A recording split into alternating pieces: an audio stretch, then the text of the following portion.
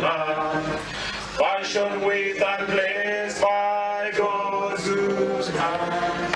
Let us, who are people, join as one, brothers under the sun. Oh, one strong and free, one land and one nation is our cry. Dignity and peace deserve your sky, like a noble eagle in his flight. Zambia, praise to thee. Oh, one strong and free, praise be to God. Praise be, praise be. Bless our great nation, Zambia, Zambia. Free men we stand under the flag of our land. Zambia, praise to thee. Oh, one strong and free. Thank you, Mr. President. Shall we pray? Almighty God and Father of all mankind, we thank you, Lord, for the good health you have given to each one of us today. We are grateful to you, Lord, for allowing us yet again to meet in this place for this special press conference taking place this afternoon here at State House. We acknowledge your presence and bow before your throne of mercy. We pray and ask you, our Father in heaven, to strengthen and protect and guide our Republican President as he chairs this press briefing.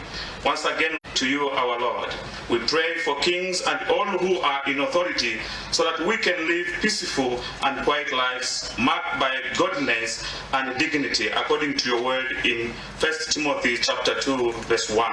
We commit this entire program into your hands and seek your presence to begin with us through to the end of this program. In Jesus' name, amen.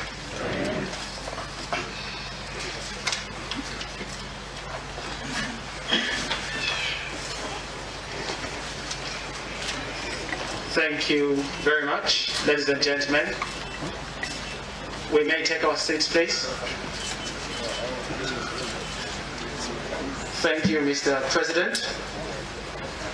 Ladies and gentlemen, members of the press, welcome this afternoon to our press conference to be addressed by the Republican President, Mr. Hakainde Hichilema. We are delighted to have you here, as always. Now, as a matter of keeping order and also as a matter of expediency, ladies and gentlemen, members of the press, I think it's only right that we go through a few basic house rules which are going to allow us to proceed as smoothly as we really ought to do. So first and foremost, Mr. President obviously will address the press conference. Thereafter, we shall take a few questions from members of the press. Questions will be taken in a bunch of 3 at a time. Then we shall make way for Mr. President to respond. May I also make an earnest appeal that let us please stick to 1 question at a time. When you're given an opportunity to ask a question, let us ask 1 straightforward question, no consolidated question, to make it easy for Mr. President to respond. May I also indicate that for purposes of expediency,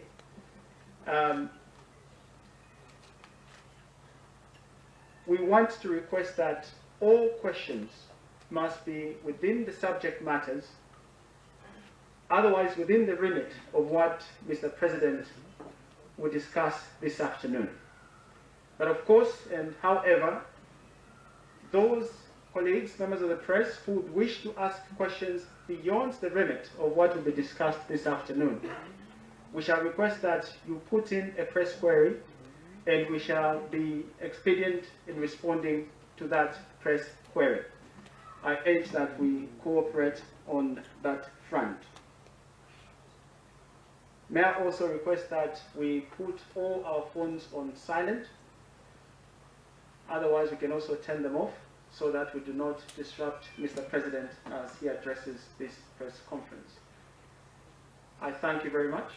At this particular moment in time, it is my privilege and honor to make way for Mr. President to address this press conference. Mr. President.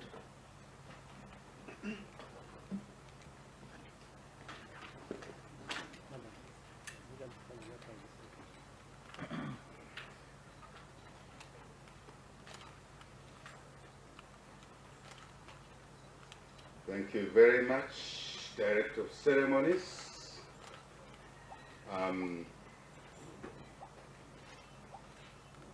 Mr. Anton Bwaria. I just want to recognize all the colleagues that are here because I haven't put my eyes on you to recognize you individually. I would like to recognize you severally and with due respect, but also to recognize and welcome to this press briefing members of the press, in fact for whom this press conference was called. It was for the members of the press. So very nice to see you here after a while. That we're very pleased to have you here. I want to say simply, fellow citizens, once more welcome to this press briefing, your press briefing. We want to reiterate what we said during the campaigns before you put us in office, that we would be transparent and that we will always make time to engage with the press. It looks like we've been in the government for a long time. It's just a month. It's just hardly a month. But I know many say he hasn't spoken to us. He's been in government for 6 months. It's only 1 month. But it means that we're doing something useful that makes you feel that we've been around long enough. But we will walk the talk, committed to meeting you, engaging you, even when we are on this side of politics, which is on the government side. So we're very delighted that today, presumably in this manner, we are having our first press briefing, our first press conference. Before, it is when we are announcing, and I'm sure you're looking at the white gloves, and they're not here today. So you know, this is an engagement with you, the media, as per promise, so that we're transparent, we engage you openly, and so we can share issues around the way we are approaching governance and democracy in our country.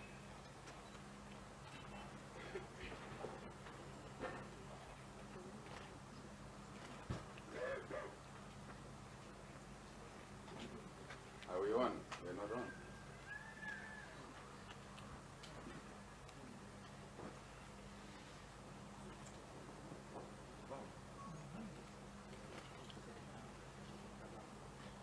Take your time, take your time, take your time.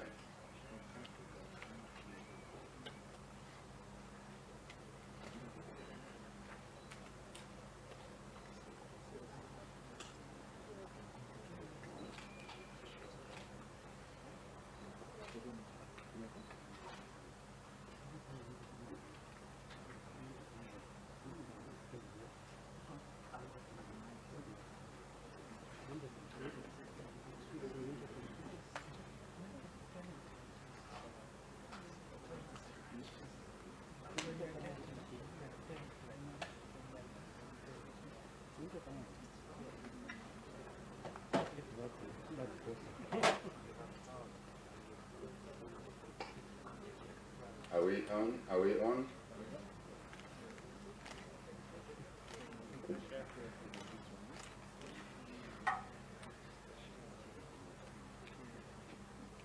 Anton, give me a signal. We're on. Looks like we're on. Are we? I think the president may continue. Right, thank you very much. I was just indicating to you, the press, that we committed to engaging with yourselves when we're on this side of politics, which is government.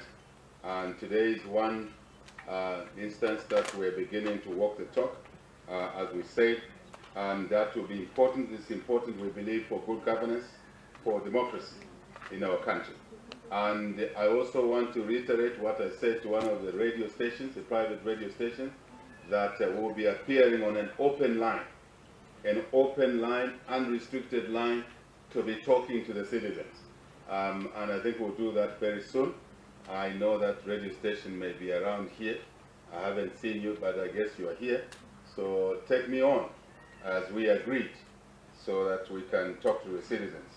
We bring a different style, a different approach to public affairs management. Today we aim to brief the nation, you the nation, of course through the press, on our recent trip to the United States of America. We shall also touch on a few pertinent national issues of national importance. Our US trip, we had a lean delegation, a very lean delegation to the UN General Assembly, to the United Nations in full General Assembly. Obviously, to also broader aspects of the United States of America. This was, in the history of our country, the leanest group, the leanest number of people that went out there to further the interests of the people of Zambia. But we believe that size doesn't equate to value. This small team achieved a lot more than the huge delegations that the country had become accustomed to over the years. We were told that on average in such missions before, there would have been as many as 100+ people. Some of them would have gone there for a month before the events, 1 month before the event. A person like me always looks at cost-benefit analysis. It was never going to be. It's a new way of doing business in time. And that's the way you'll be accustomed to very soon. Lean and fit, but effective all the time. So we can confirm that. I know there were debates behind when we left that no, there was a big delegation. It was the smallest. You can check it out yourselves. You can also work out the numbers yourselves, how much money we saved. Our mission to bring back benefits to Zambia was all we went out to do. To bring back benefits to Zambia is what we went out to do, nothing else. To be specific, we were joined in that trip, as President was joined in that trip by the Minister of Finance and National Planning, the Minister of Foreign Affairs, of course, and International Cooperation. The Acting Bank of Zambia Governor was amongst us in this small delegation. And of course, key staff in the Ministry of Finance, 1 or 2 to be precise, and Foreign Affairs, 1 or 2, and a small number from State House. That is it. That's what it was. Nothing more. And as I said, we're transparent. You can check it out yourself. That's it. I don't think you've heard me. That's it. And hopefully there will be no further debate on this. So, we traveled commercial. I was very impressed with the debate behind home. Some were talking of security issues, some were talking of, no, it was more expensive than the Gulf Stream. No, it was the cheapest. We traveled commercial to send a message that the prudence we're talking about, the cost saving we're talking about, we walk the talk from State House. And hopefully all other ministries, central government departments, quasi-government departments, local governments will follow suit going forward. We lead from the front, not from the back. So we went commercial. And the message is clear. No extravagance, new ways of doing things. Any money available, extra money, belongs to the people of Zambia. It must be used to benefit the people of Zambia. Our country is in a financial situation that is challenging, and we will maintain discipline in our expenditure approach or approach to expenditure, in our general conduct, cost consciousness will drive our decision making. How and how much savings we can create and pass on those to benefit the people is a key priority at all times. I'm sure you are aware that even in the government procurement systems, we've set 3 rules, having observed, and many of you complain that we're slow. Not at all. We are observing, we looked, we checked what we knew before we came in. We wanted to confirm that this is what it is inside. And indeed we've confirmed that there was extravagance, excessive extravagance, beyond your imagination. If you go to know what was going on there, you fall off your chair, completely fall off your chair. We carried a colleague called Impress Carrier, and I told my colleagues, I want to make this Impress Carrier irrelevant. I never got a penny from his Impress because I didn't need it. I did not need to hire boats. I did not need to throw parties in Washington. How can you leave your home and go and throw parties in an expensive location like New York? Who are you pleasing there? Who are you impressing there? Never again. So, the Impress Carrier, we made him irrelevant. And I've made a proposal that we don't need the Impress Carrier the next time we travel. We don't need them. Let them stay home. Let them allow that Impress carton box to work for people. You know the carton box I'm talking about? Carton box of cash must stay here and take care of the interests of the people. I'm emphatic on this so that we get to understand each other that there's a new way of doing things in town. So, we arrived in New York on the 20th of September and proceeded to engage with various stakeholders in New York. We met with numerous private investors who expressed interest in investing in various strategic sectors in our country. These include, sectors, energy, agriculture, technology. Very important. Technology is an important platform for us to lower our cost of doing business. Tourism, obviously understanding the COVID environment, but we are confident that soon tourism will rebound. Mining, of course, is important. Just amongst the few sectors that we engaged various potential investors in, knowing very well and sending a clear message that investors come to this country, we are the hosts, we have a population that need to be involved in these investments, even at the equity level, at the partnership level, at the joint venture level. We're sending a message out there, come and do business with us, but you have to work with the people of Zambia. And they are there, and they are capable.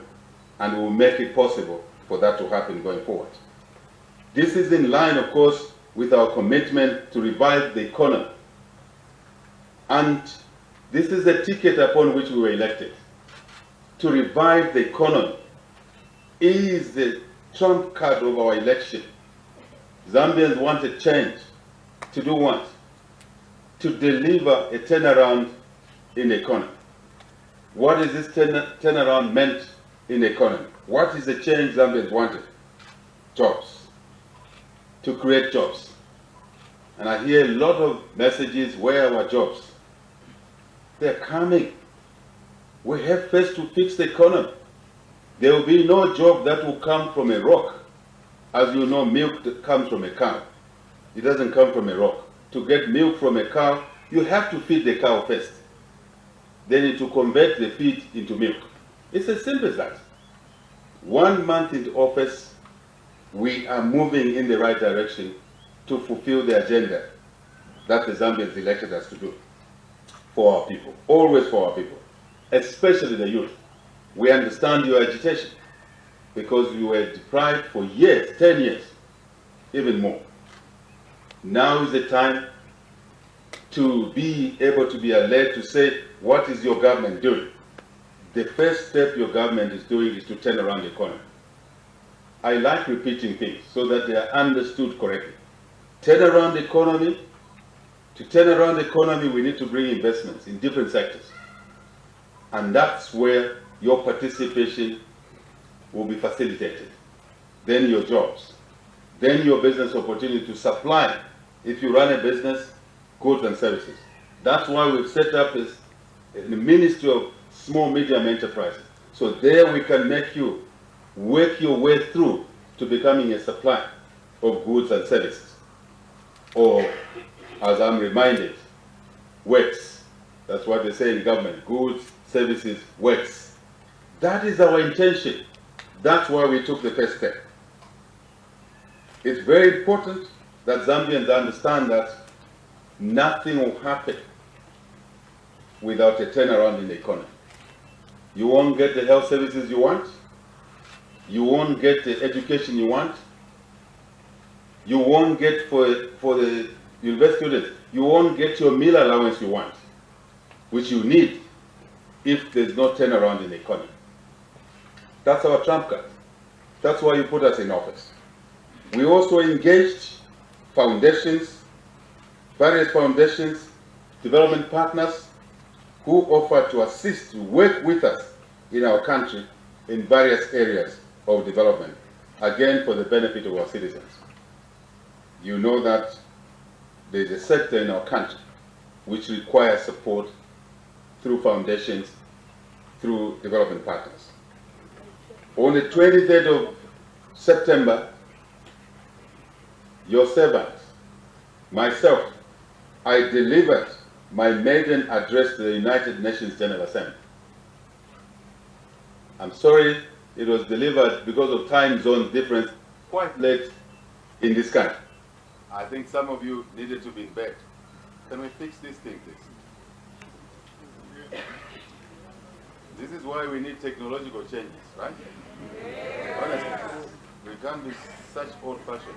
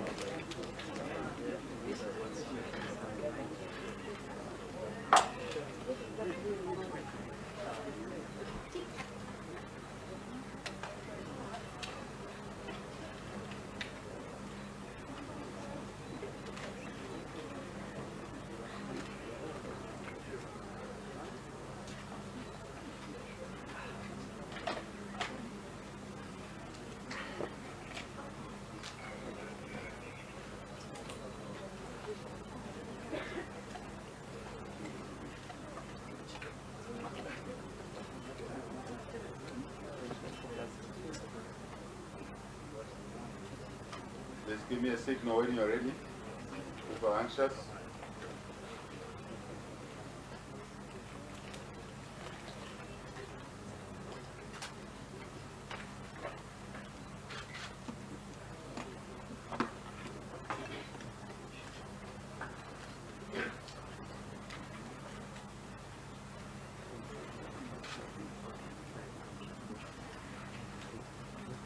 Maybe I can speak, you can hear me in there. Yes.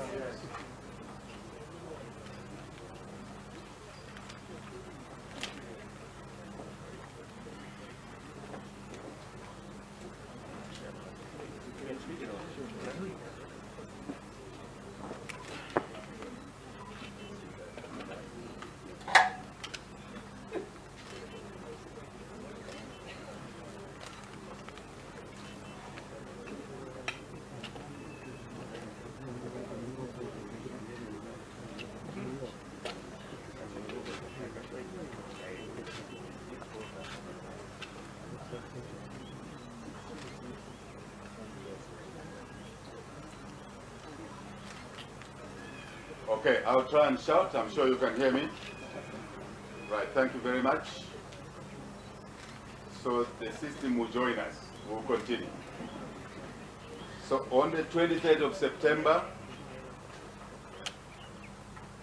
I said I delivered my maiden address to the United Nations General Assembly. And I was just apologizing to you that the time that I delivered the speech, it was quite late here, purely on account of the time zone differences. But I'm glad that a number of you, judging from social media, from obviously looking at what was happening, the debate there, you did follow our address to the General Assembly. And I'm sure I can confidently say that you are proud that we went there and we were able to deliver the message on your behalf. If you weren't proud, the global community was very proud of you through us out there. I think we've taken our place in the League of Nations. We were losing our place in the League of Nations, Global League of Nations, but now we believe that we've firmly reinforced our position as a member of the global community through our attendance of the General Assembly. We moved on from there after we did our job in the General Assembly Hall. We moved on while in New York. We met with heads of state. Other heads of state took the opportunity because it was possible now we were together with other colleagues. Just to give you an example, we thought it was very important to meet the president of Austria, with whom we agreed that we are going to commence enhanced relationships with his people and indeed other countries around there, anchored again on the economic platform. International relations anchored on the economic platform. Trade and investment. That was our message. And see, we wanted to establish how this could work towards benefiting our own economy here all the time, so that we can create opportunities for our people. We went ahead and met on the continent, in the neighborhood, President Tshisekedi of Congo DR. You know, we share a long, long border with Congo DR. And we have a lot of opportunities as well as issues between ourselves and Congo DR over years. And we dedicated ourselves, my colleague, my brother, President Tshisekedi, and myself dedicated ourselves to focusing our relationship on the economy, on trade and investment. There's a huge opportunity that we in this country have not been seeing properly. We have not evaluated properly in terms of what we can do with Congo. It's a huge market. We can produce more than what we produce and sell to Congo. Before forming government, I was campaigning. I gave you a message, a narrative that when we form government, I'll be the chief investment officer for Zambia. I'll be the chief salesman for Zambia.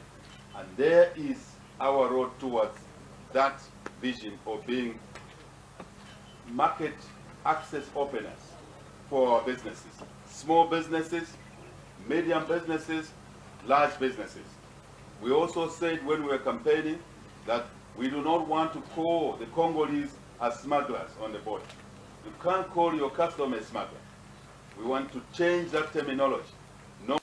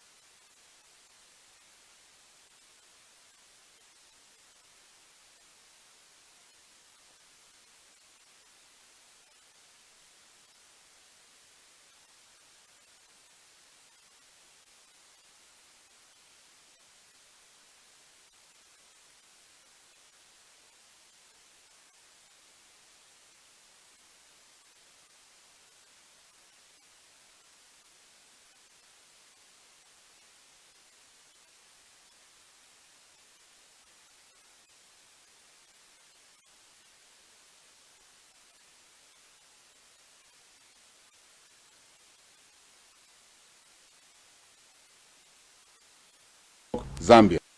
This is extremely because sometimes you see things going on. Some medicines in a hospital, they come from relationships, arrangements, treated and go. But it's important to know that and will be it going forward. On 22nd September, to Washington, left in New York to Washington. We had the of me, the president, the vice president of the White House. I want to rest again. In White House, you get invited. You don't just go there. You get invited. White House invitation, the U.S. government of White House and there. Time it was 19. Let's set the records clear. With the President of America in a party, it doesn't mean you White House. It doesn't mean that. So let's settle that debate.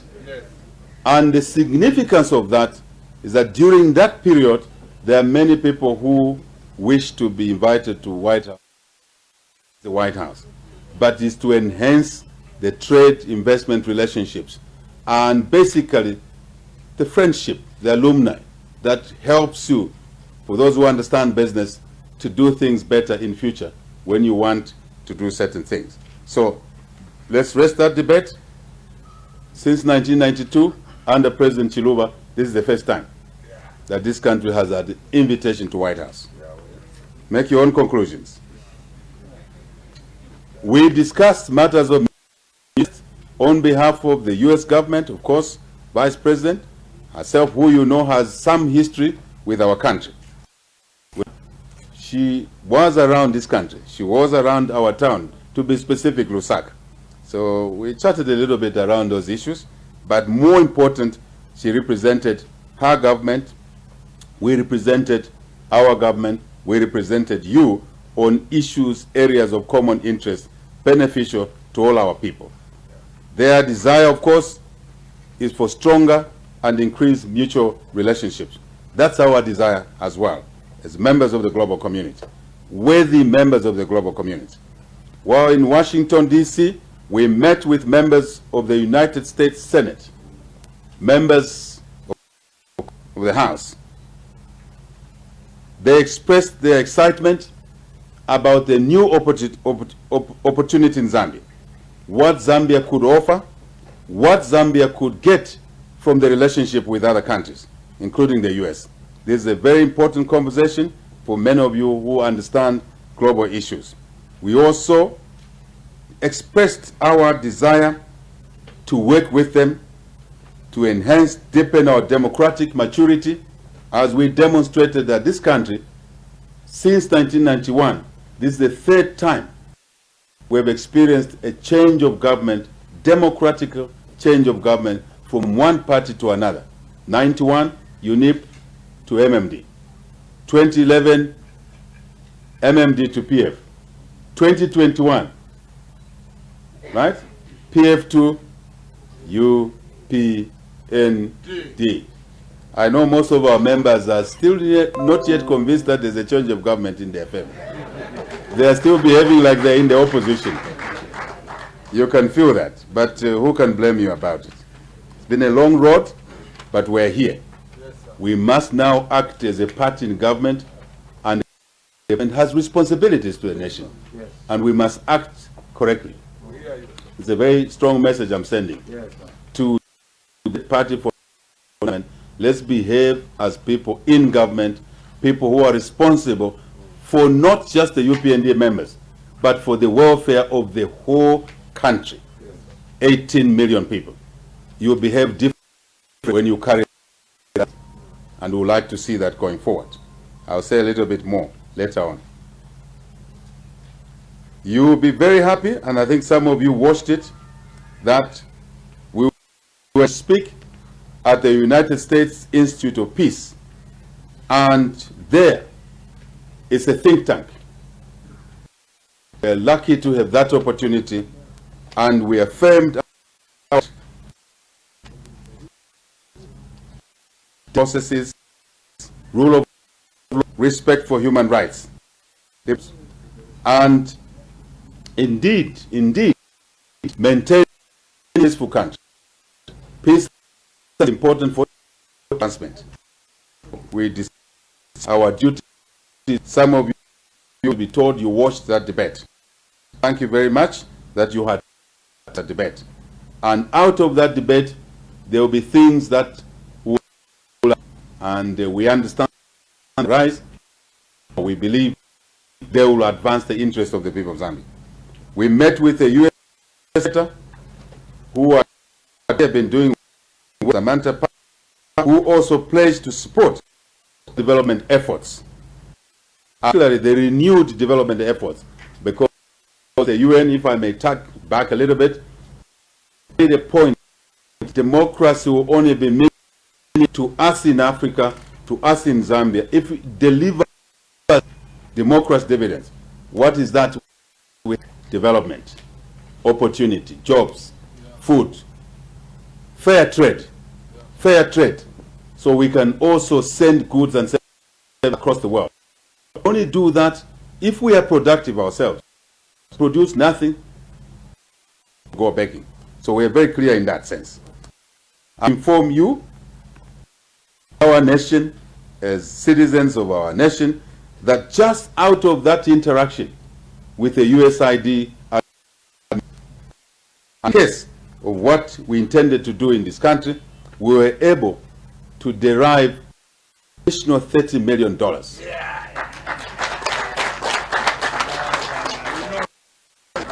The US doesn't work like that. Takes time. You make your case, and they will tell you that they will go back to Senate, they'll go back to Congress, you have to wait. It doesn't happen like that. After that meeting, within a few days, a question of 30 more was made to us. It doesn't happen.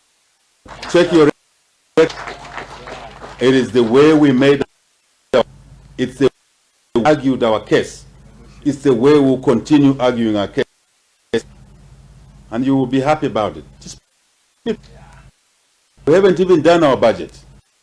See, in the budget, the first budget ever of the UPND. Just wait and see.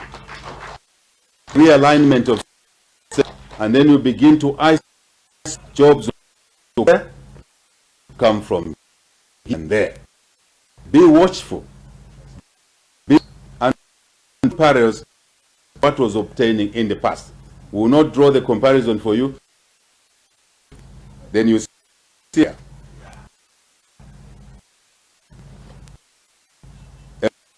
That we discussed be followed.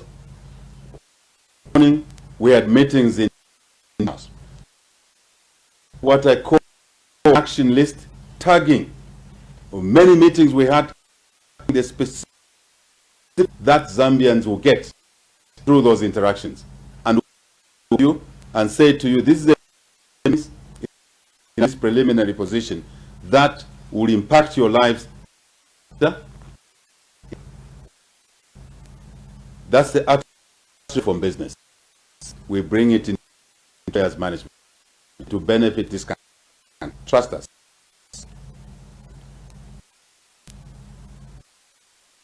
Trust amongst us issues of empowerment, youth empowerment, women empowerment.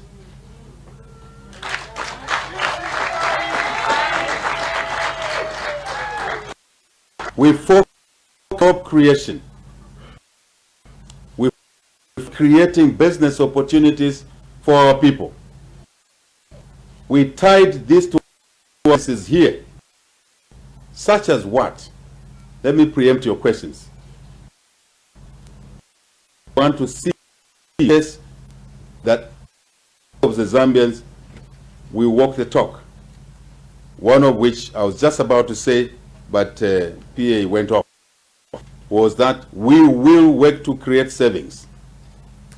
Three factors I wanted to make. One, all procurement of goods and services and works in government will be anchored. This is not buy anything more than the fair price. Be it fertilizer, be it petroleum, be it construction sector, roads, where the smell of corruption reared its ugly head every single day. No road will be done above what is the correct price, and we don't mean the correct price. We can benchmark. I know a number of our people are saying they want to pay so that they can do what the former chairman of RDA were doing. It won't happen. It will not happen. You want to be chairman of RDA, you will be a chairman who will work within these 3 rules. Buy the roads. I'm using a business term. Contract to get a road done at the right price per kilometer. Number 2, right quality. Number 3, delivery on time. So you may be having a wish which you will not like once you become chairman of RDA. Because if you walk the other way, you find yourself in trouble. Yes. I'm serious. Yes, I know you, sir. It's not a joke. We know you. We want to save money ourselves. We don't go out asking for support before we do our own homework. I've said here before, why should government dig a borrow for 60,000 kwacha when it only costs 20,000 kwacha? Where is the 40,000 kwacha going? Private pockets. You want to be PS in energy water because you want to dig a borrow at 60,000 kwacha instead of 20,000 kwacha? It won't happen. You do it at your own peril. And don't call me your enemy. I'm your true friend because I'm helping you to do the right thing for the benefit of the people of Zambia. So we reinforce that position that we will do what is within our domain. What else are we going to do? We will ensure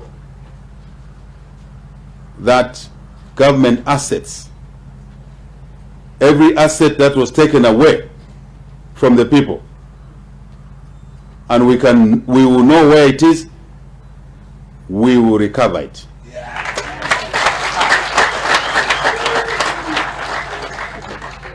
Again, don't say the government is witch hunting. No. Give to Caesar.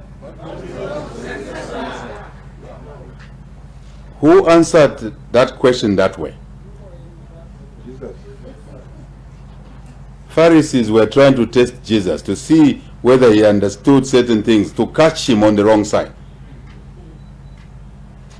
Said, we are tired of paying taxes. He said, give me a coin. He got a coin, he looked at it, turned it around, he said, whose image is this? Says Caesar's. So give to Caesar what is Caesar's. It's not me. If Jesus can say that, why would you want to point a finger at me? In the first place, why did you take what is not yours? So, we committed to this as a package to winning the credibility and the support of others. Very important, fellow citizens. So I will say we focused on job creation, democracy, governance, which includes fighting corruption, but in a professional way. No political hand. I emphasize. I see people are celebrating, suggesting that there's a confusion in the fight against corruption. Well, let's wait and see who will have a last laugh. It is the people of Zambia. What else did we focus on? Decentralization, devolution, taking resources away from the headquarters of thieving in Lusaka and take it to the constituencies. Take the money to the constituencies. That's where the voters are. That's where the youth are. So that the youth can get some contracts to do a job to build a clinic in a constituency, rather than importing a foreigner to build a clinic in a constituency. Guidelines will be provided on how to do that. And we made that case. Once we made that case, others came through and said, today, this week, HH, here's an additional $30 million. That's how you make your case. You don't make your case and then on the other day you are stealing from the people. We met the IMF. I'm sure you were waiting for that. Yes. We met the IMF. We met the World Bank. We met such other institutions. We expressed our approach, explained to them our approach to running the country. We explained to them that things will be different. In response, goodwill, support, finding solutions where we are unagreed on certain issues so that we can reach agreement, so we can move on the programs that we've been wanting to do. Restoring credibility to the financial services sector, not just locally, but globally. If you don't do that, the cost of money will be expensive. The interests will be higher. For some of you, it doesn't make sense. Ask any business person. You want to reduce the cost of money? Part of what you need to do is to come with credibility to the table. That's what we took out there. If we're going to access funding, which we will for businesses in different sectors at affordable rates, then we'll have done our homework. Then the jobs will come along. Part of our duty is to ensure that our businesses, Zambian, regional, foreign, access, especially Zambian businesses, access affordable capital. Then they can expand. When they expand, they'll create more jobs. I guess for the journalists, this subject is a bit boring. But this is real. This is it. This is the one that changes the economy. Yes. So we're very pleased with those meetings, and you see some progress around there. The Minister of Finance tomorrow is giving his statement, and he will touch on these issues. He will give the details. Listen to him tomorrow. Division of Labor, isn't it? Listen to him tomorrow.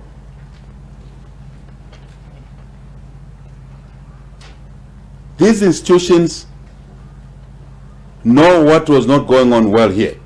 We know what was not going on well, and we were able to bridge that gap. They are supportive of us, your leadership. It means they are supportive of you, Zambians. They would like us to get into, as we want, an IMF program. Let's not misunderstand the IMF and call IMF conditionality.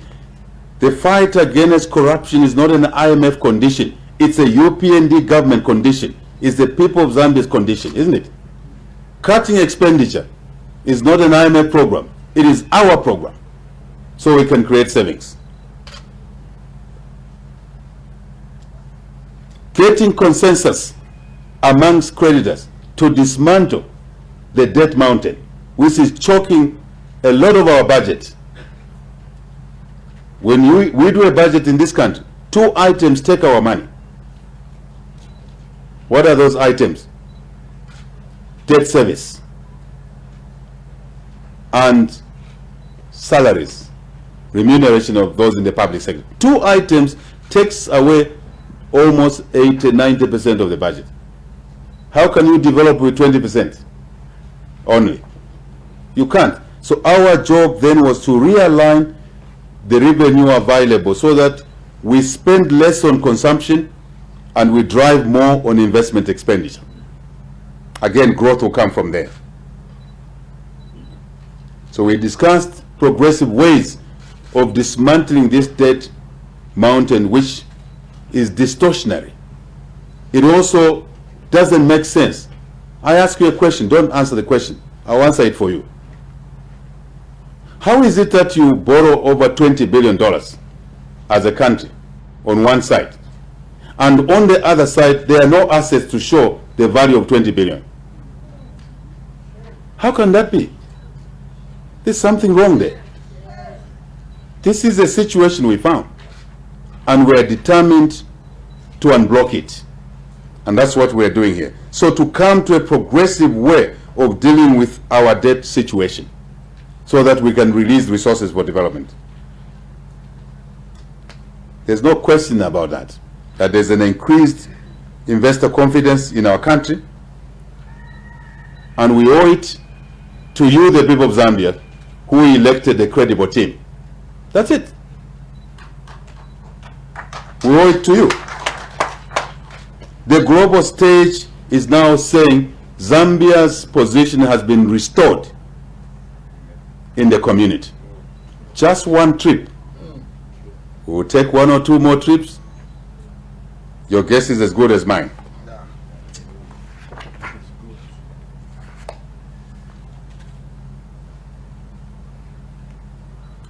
With this kind of conversations in our visit, this kind of meetings, with this kind of interactions, we are confident that we will be in a better position, better equipped to turn around our economy, to fight corruption, to recover stolen assets, because we need global cooperation. The colleagues that took assets were quite elaborate. Assets are far. Some assets, your assets, have been taken so far, too far. To retrieve them, we have to cooperate with others. And we are on the road to doing that.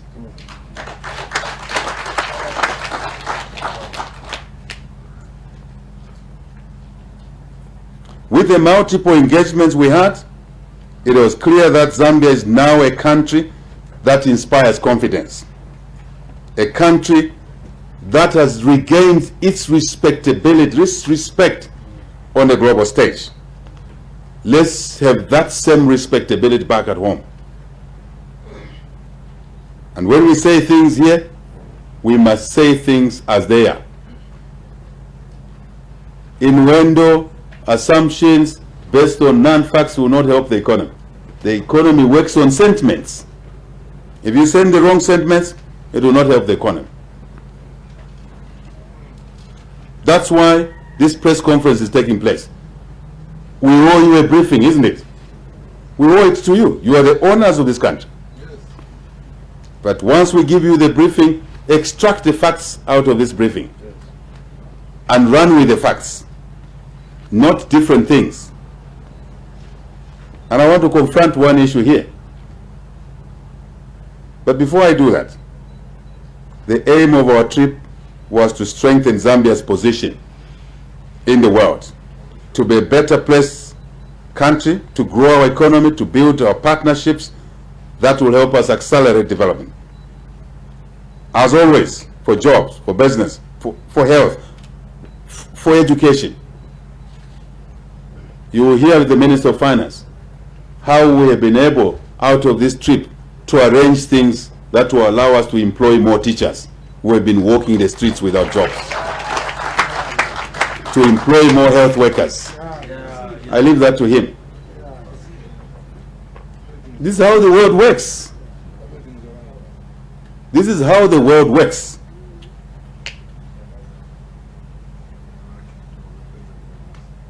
We are confident that to the business community, there are new opportunities coming for you.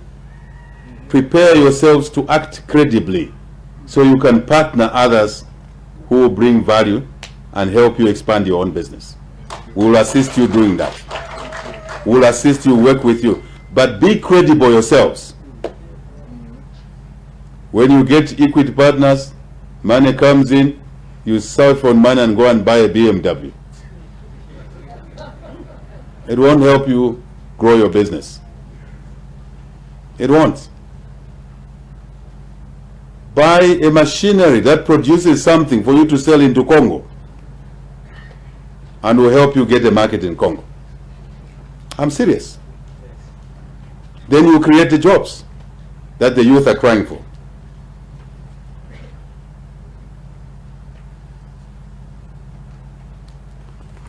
This trip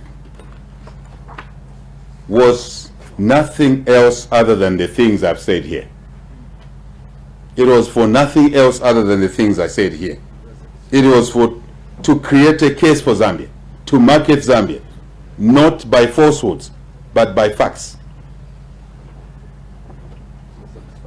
And to attract colleagues that share our vision and values, and therefore bring in investments in our country. But investments won't come if it takes 1 year to get a title deed. Some of you go to lands for 1 year, you don't get a title deed. We want the title deeds to be issued on time, so that you can now work on your plot, on your factory with your partners and create jobs. That we are going to do. You don't have to corrupt anybody going forward to get your title at lands. You don't have to corrupt anyone in the council to get your restaurant license going forward.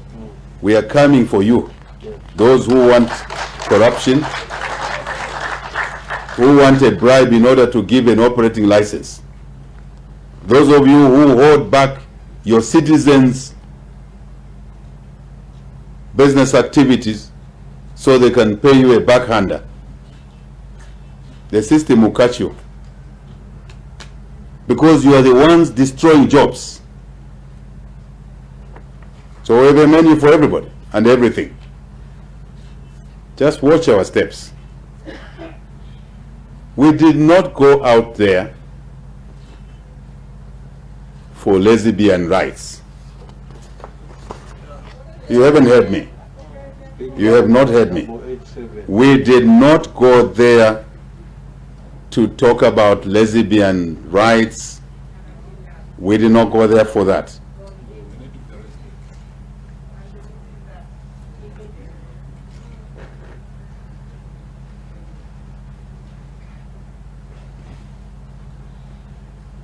Thank you. We did not go there for what I've just said. This is the point I want to make, and make emphatically. Follow the issues, please. You are free. This is a democracy. Say what you want, but just tell the truth. That's all. No one will pursue you, but ultimately you make yourself irrelevant. Say the truth. No one went for an agenda of those issues. The Constitution provides for those issues.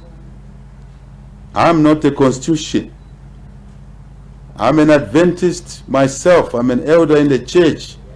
I even had time to attend service. I had time to attend service in Washington.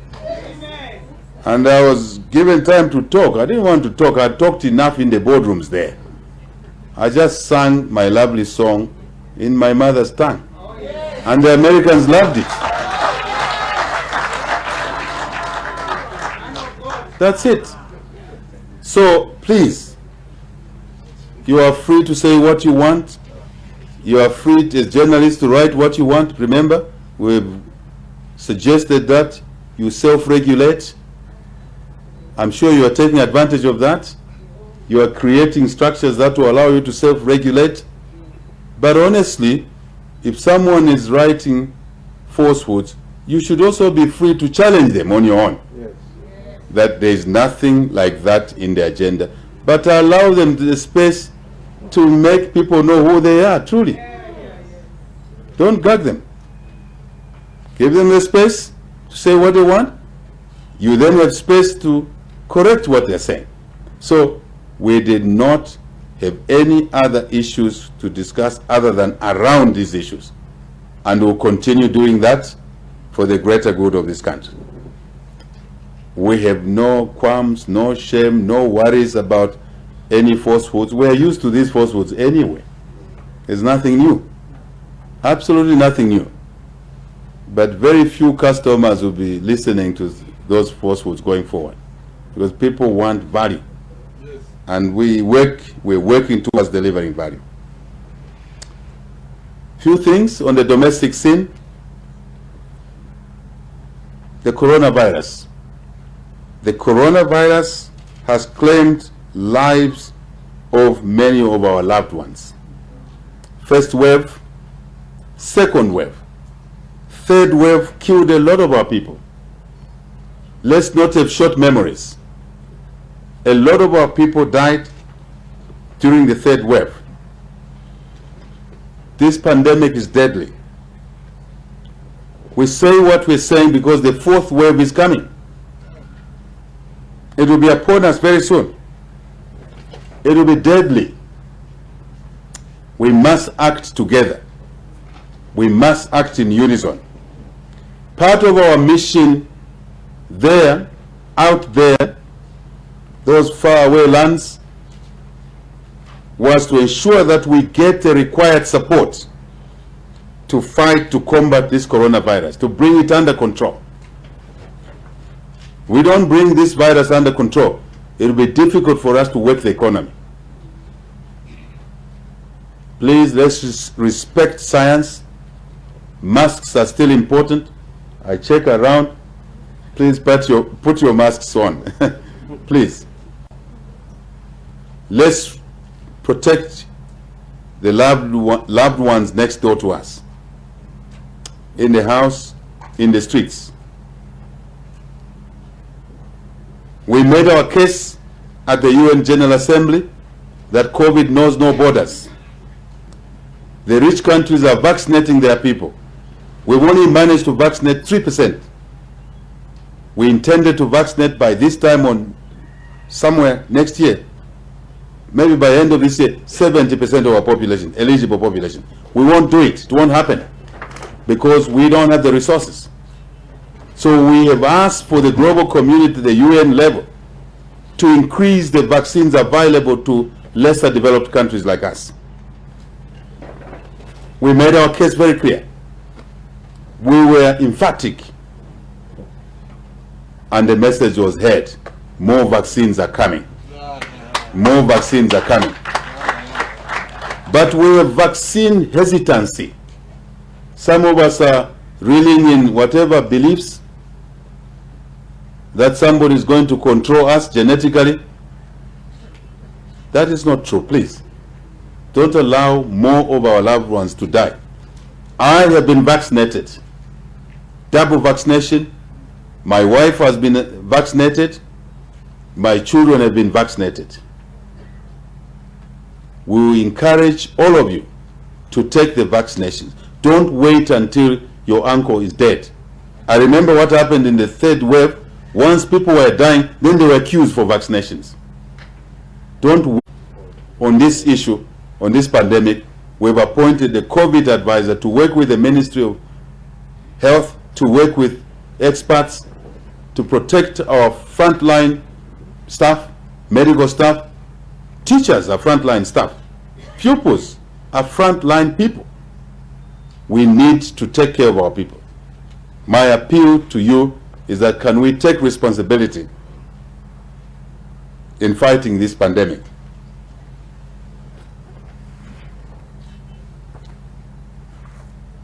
A bit more local issues. And hear me out, please. I'll say this for the last time. We reaffirm our commitment to ending cadreism in public places.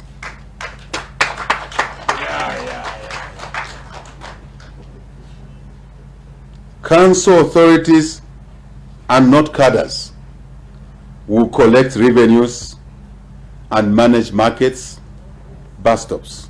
Full stop.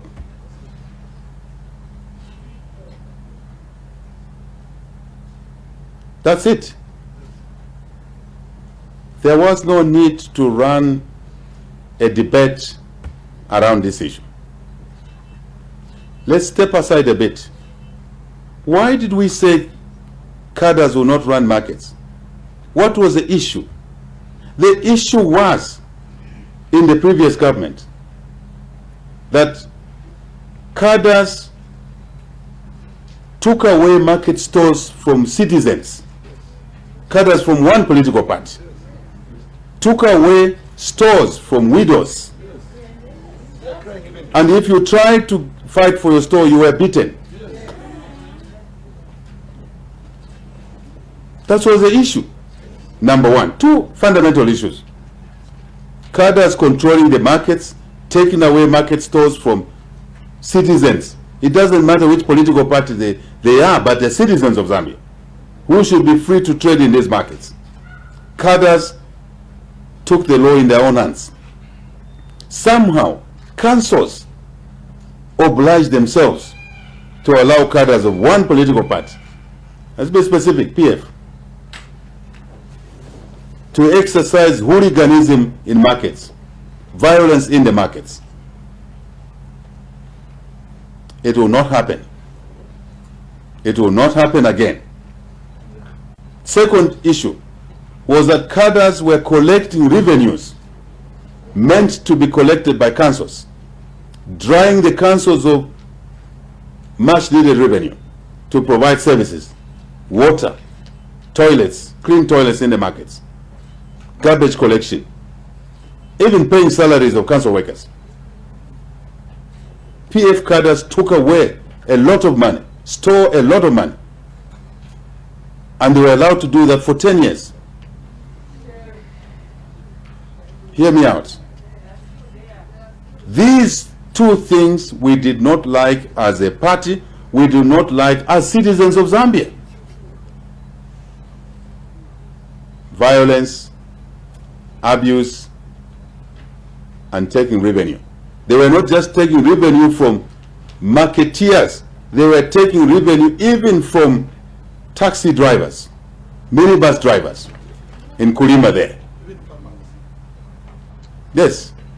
You went and delivered a truck of tomatoes or cabbage at Soweto. The cadres took that truck away from you and gave you a price, a lower price, and they sold your truck of tomatoes and vegetables at a higher price and made a profit, and the farmer went home with a loss. We were elected by those farmers. We were elected by those taxi drivers, minibus drivers, by the woman marketeer whose 5 boxes of tomatoes grabbed from the cadres when she took 20 boxes and was left with 15 boxes. And the price was being determined by cadres. It will not happen again. I want to address UPND. If it was bad when it was done by PF, it is bad when it's done by UPND. Yes. Hear me out. Just hear me out. Law and order is part of the ticket that brought us into government. Yes. We will not run away from that ticket obligations.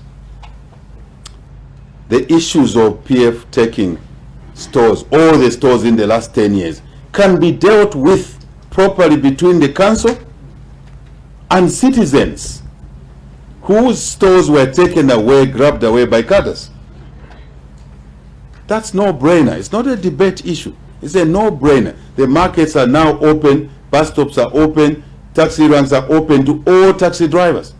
Because there were taxi drivers who were chased from the taxi ranks because they were not PF. They must return to those taxi ranks. Does that require intellectualism? So are the marketeers. Not UPND marketeers, but all Zambians. All of them. We want to bring civility in the market so that any citizen can trade there as long as they've capital, they've accessed the store, working with the council. I'm aware that there are market cooperatives. I'm aware of that. Those are managed under, I think, local authorities as well. There's an arrangement they have there. Let's not confuse things here. To my colleagues in the UPND, This debate must end today. Our youth leaders across the country, do not be the enemy of your own government. Do not undermine your own party. Do not become the new thugs in town. We are civilized people. Trade in the market. You were taken away from the market. Work with the councils. Discuss those issues. You can't have one political party occupying all the stores. Because that's what PF did over 10 years. That's an issue. But deal with that issue. That is not an issue that now entitles you to go back to the market in a violent way and begin to frighten the very voters that gave you the opportunity to run this country. Do not be your own enemy. If it's PF cadres disguised in UPND name, it's easy to isolate them, isn't it? We support our youth to do something gainful. We support you. You know that. We support you to get financial support, financial credit. That's why we set up the small medium enterprise. We support you. You will see the support in reality very soon. But you can't expect us to do that within 30 days of forming government. What magic would we play?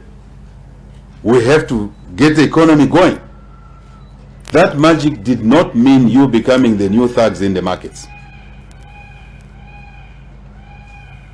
Provincial Chairman Lusaka organized a meeting with our members in Lusaka, not in this State House, at our secretariat. We will be able to discuss. I'll be there. We will talk. Let's discuss.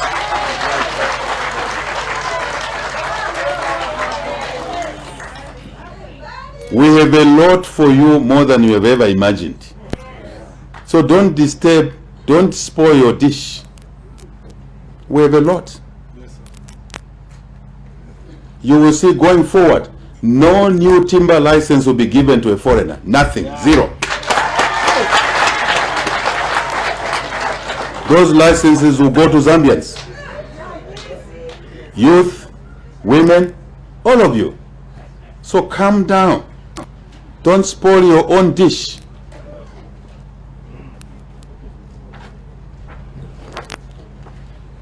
We made a case out there that in the mining sector, we want to see Zambians being shareholders there. We want to see Zambians taking the priority for employment. We don't want to see a tractor driver who is a foreigner. We want to see a Zambian driving a tractor, driving a crane, driving an excavator on the mine. Don't spoil your dish by being the new hooligans around. There will be nothing like that. It will not happen. You do that, you'll be faced with the police. The police will confront you. Leaders of our party, don't agitate the youth to do wrong things at all levels. Do not do that, because you'll be in direct confrontation with your president. Your president wants law and order. Your president cares for you. Your president wants to make opportunities available for you than ever before. But true for other youth, true for other women, true for other Zambians who were elected by almost 3 million people in a landslide victory. Zambians wanted stability, wanted peace. They call it Freedom Day. Now we want to take away their freedom, newfound freedom. They call it New Dawn. Women, don't start singing songs that agitate in the wrong direction. If you allow these people to grow new thuggeries, they will come for you. And don't come to me to complain. You will have generated them. You will have bred them in your homes. Today I'm direct. I don't want to go beating about the bush. I want this media to come to UPND meetings, to any political party meeting, without a fear of them being attacked. That's the freedom we fought for. Shall I say something again? Councils, take charge of the markets, bus stops, taxis, as per your mandate. Be fair to citizens.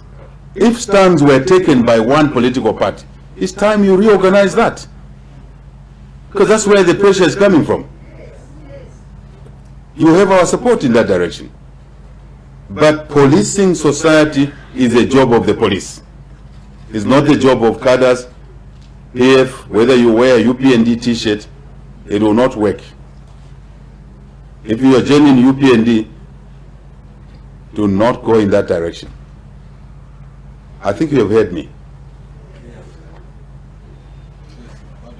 I'm your servant. I will always work for you. But don't catch me on the wrong side.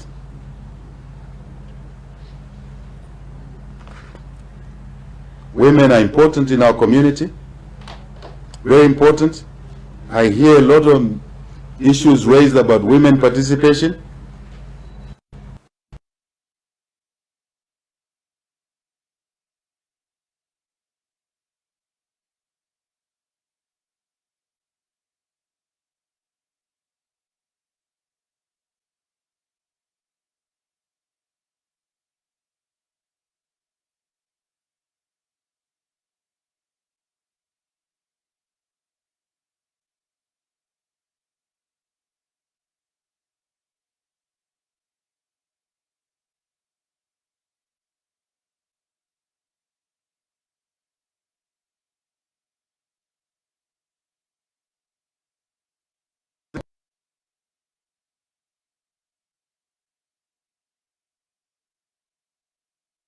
Of information and the media is a woman, isn't it? We have now reached a point where PSCs are coming through. We have been methodical. You dismantle problems in a methodical way. If you don't do that way, you get it wrong. And then it will bite you. It will bite you and bite you very badly. I guess you got used to haphazardness in the past. 10 years is a lot of time for haphazardness to entrench itself like it's a norm. No, that was haphazardness. Let's be methodical. We don't want what we do to bite us. In the last 30 days, I have picked a lot of information. I'm a good learner. And I'm sure others are good learners. We now can move, and you see the speed we'll move with, because we picked a lot of issues now. And we'll be very happy. You will see more women. We have permanent secretaries coming. We have various commissions coming. We have various ambassadorial positions coming. And you will see a lot more women there. So be calm. But I'm sure you want to see your husbands also taking some positions, isn't it? I'm sure you want to see your sons as well, isn't it? As you want to see your daughters taking positions, you want to see your sons as well. Aren't you the mothers to your sons? Aren't you the wives to your husbands? Equity. I have made my case today. I guess I deserve a rest. I want to thank you for listening. I want to thank you for being attentive. I'm sorry that at some point the PA failed us, but I'm sure you got the message. My eyes were flashing around. I have seen that radio station. I promised to have an open radio programs where Zambians will be asking questions of any kind on an open radio line. And no one will be harassed. No one. All we'll do, I will have my staff that will be taking numbers, names, people complaining in Chama. That very afternoon, we'll send people to go and attend to the people's complaints in Chama. Any nearest government department there. That's what we want to do. We want to talk to our people. We don't mind the questions they ask us. It's them to ask the right questions. It's our obligation to answer. Director of Ceremonies, I'm done for today. Thank you very much, colleagues, for being here.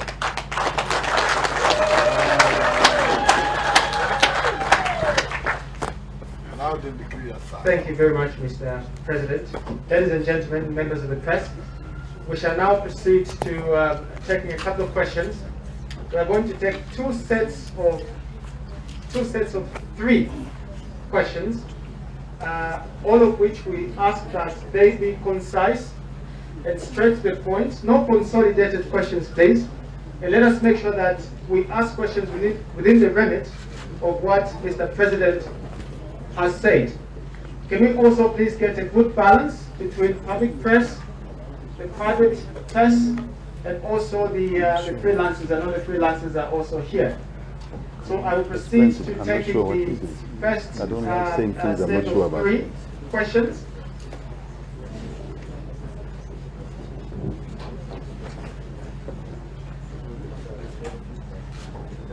Right. Can we make some room here so that people can come through nicely to ask their questions?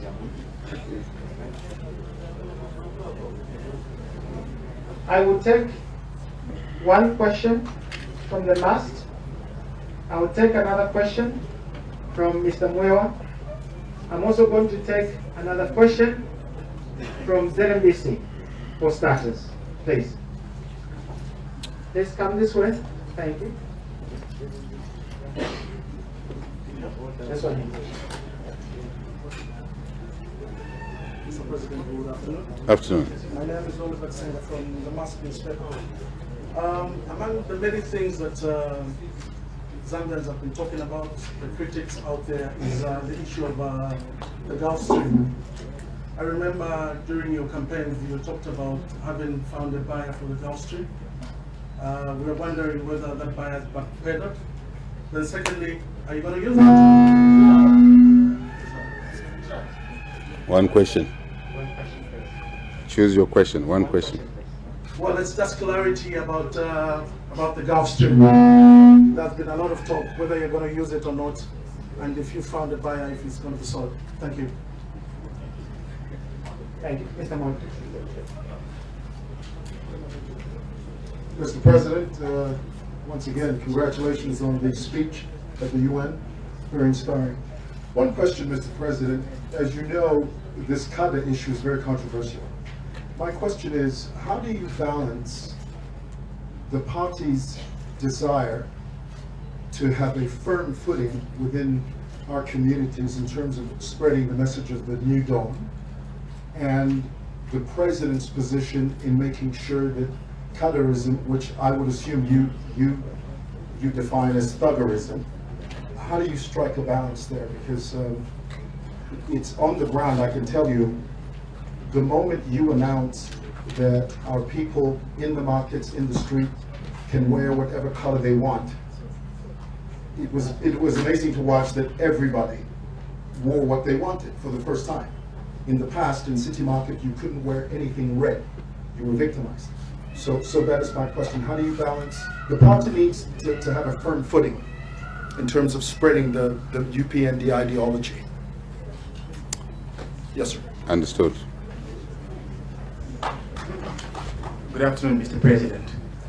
I just want to find out, the previous PF administration embarked on various infrastructure projects across different sectors, from health, education, and also roads. I want to find out your policy on continuity of these projects and the rebirth of the airline. Thank you. Thank you very much. Colleagues in the media, and again, I'm going to re-emphasize this. All questions must be within the remit of what Mr. President has addressed. If you desire to ask a question outside of that, please do send through, by all means and every means, do send through a press query, and we shall be kind enough and prompt enough to respond to that. So can we have a set of 3 ladies, please, to come through? As you come through, please indicate your names very clearly, and also the media organization that you are representing, please. Good afternoon, Mr. President. My name is Priska Lumingo from Millennium Radio.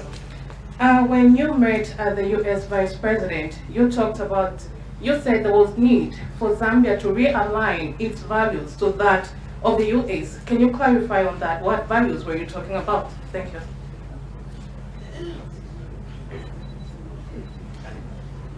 Good afternoon, Mr. President. I'm Virginia Chulongo from Movie TV. This morning, we were just informed by the Auditor General that, and he has since released a report, that about 1.4 billion kwacha was spent on wasteful expenditure in the year 2020. You've spoken about addressing the procurement processes, but then a huge chunk of this financial irregularity was the failure by government institutions to honor contractual obligations. So I'd like to find out from you how you hope to address this and what targets you set for your administration. Thank you. Thank you, ma'am. Just next question, please, and Mr. President then may respond. Good afternoon. My name is Sharon Kalimula from Camnet TV.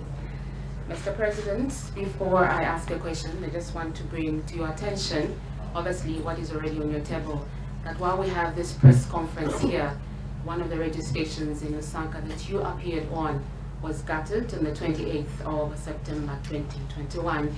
And we are here to represent them and we wish them well. My question, Mr. President, is that, first of all, I'm from Camnet TV. I'm not sure if I mentioned.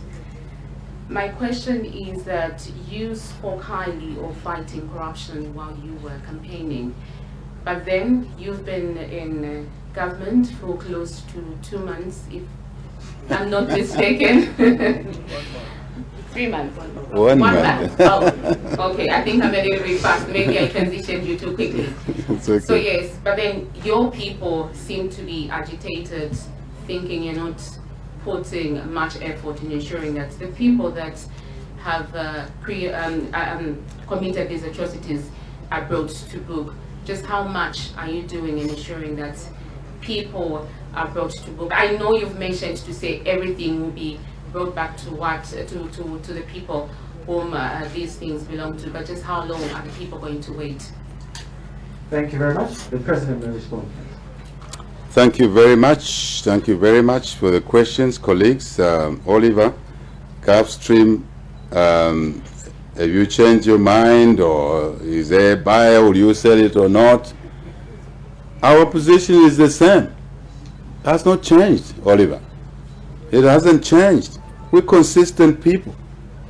If we were driven by, the feel good factor and desire to fluffy around with the so-called luxury when citizens are suffering, we could have just gotten into a Gulfstream and flew to the US. We had to take a commercial flight. It's part of delivering our message about the Gulfstream, that we did not agree in the manner in which it was purchased. Why did the debate start in the first place? Because we were concerned about the cost of that airplane, isn't it? Was a fair price paid, isn't it? We thought it was expensive, it was unnecessary at the time for the price. Let's understand each other. For the price, you can buy a bicycle.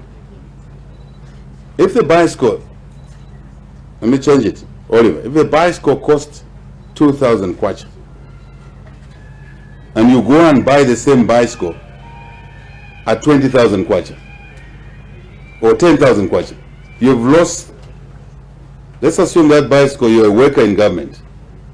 Instead of buying it at 2,000, you go and pay 10,000. What have you done? The bicycle is necessary, yes, isn't it? Let's be smart here. Let's use our grey matter just a little bit, right? The bicycle is needed for a messenger in your office, a government office, to deliver mail within a short distance. Let's move from a bicycle. Let's use a practical example, a motorbike, for a messenger to deliver mail in a township, in a government office somewhere. And the motorbike is for 20,000 kwacha. You as a controlling officer, you go and pay 40,000 kwacha for a motorbike. First, have you paid the right price? So why have you paid an additional 20,000? Something wrong there, isn't it? That's what we contended. And soon you'll understand why we did that. Now we have the figures. And we've been proven right. Second question. Is it that you don't want the motorbike to deliver mail or not? The motorbike is necessary, isn't it? But we're concerned about the price you paid. Oliver, that settles this debate. It was not an emotional attachment because somebody was riding a Gulf through. If it was that perception, I could have simply, you know, President is the commander-in-chief, eh? I could have simply said, Zaf, where's the pilot? Let's go to New York. By the way, the pilot was ready. And I had to fight with Zaf for not using that plane. And I said to Zaf, I'm not using it on principle. My argument remains the same. Bamwewa. Senga, you will see soon, we're taking that matter to cabinet, we're taking it to parliament, and then at that point, numbers will become known to all of you. Then you see who loves this country and who did not love this country. You make your own judgment. But it doesn't mean that a plane is not necessary. You understand me? Like the motorbike. You need a motorbike to deliver mail. But why would you pay twice the price? That's what we want the Zambians to now know and decide what to do. That makes sense. A lot of sense. It will be very soon. You'll get to know those figures and you'll be frightened yourself. Remember, we say 3 principles. Buy at the right price, quality, delivery. Let's assume the quality is right, delivery was on time. What about the first factor, the price? Why pay? Let me not dwell into that, because I want you to get your figures first hand. You'll be shocked, Oliver. Then you start thinking differently as you see certain people walk your streets. You start looking at them with a different eye, with a squinty eye. How could a normal person do a thing like that? That's the issue, Oliver. We haven't changed our view a bit. And I think Zambians, you must get used to consistent people. You've been used to something else, and it's become normal. You find me abnormal because I'm consistent. And because I'm concerned about your money. And you find me abnormal. You think now I hate certain people. No, I don't. I'm concerned about your money because that money abused there could have been used to do many things that are not happening now. I guess I've answered your question. Just be patient, Oliver. You'll be scared what you will hear and see. You'll be scared yourself. Even I had no idea it was that sort of situation. Now I know. I'm in a privileged position to know. I know for you on your behalf. And my position remains. And I was saying to myself, hey, well done you chap, eh? You were telling the truth. Now the facts, the figures are here before you. And I looked at the figures, Oliver, once. Is this real? Twice. 3 times. And more things came associated with that item. It's disgusting. It's shameful. Be careful when you elect presidents next time. Be careful.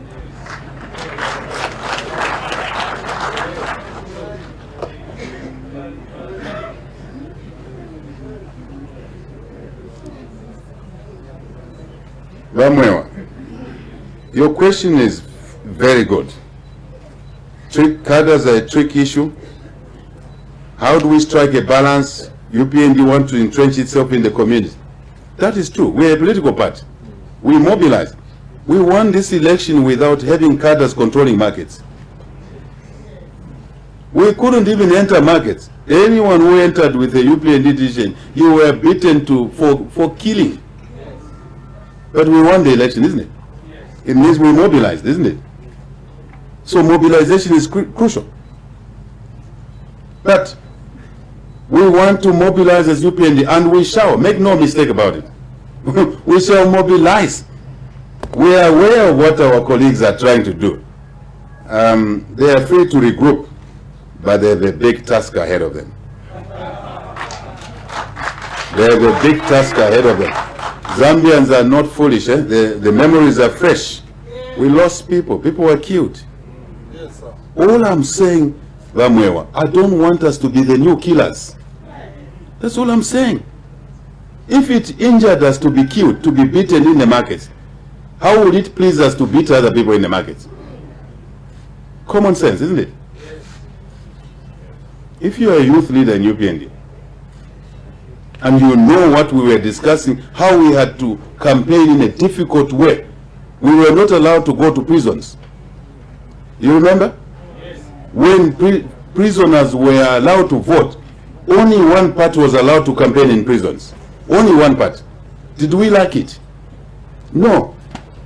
Did we win in the prisons? Yes, we won. How did we do it? One more.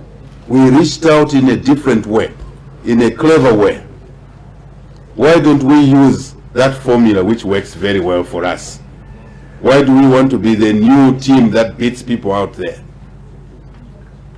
Fortunately, your own servant called HH will not allow that to happen. But you are free to campaign, you are free to mobilize anywhere.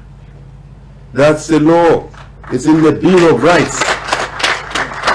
You are also free as a party, like other parties, to trade in a market.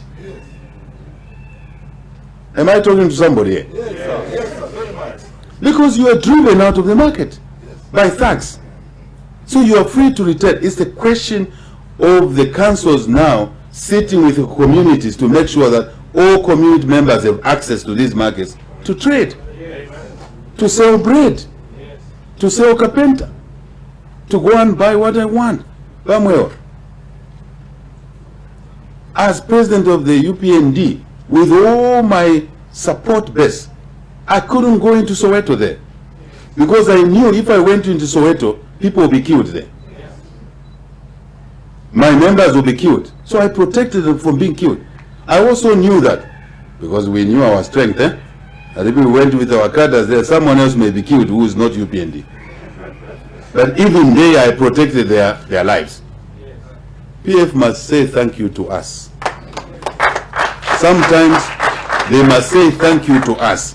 If it was PF that won the 2021 elections, blood would have been all over. Have you forgotten that HH was said 40 days ago on, madam, I haven't been in government 3 months.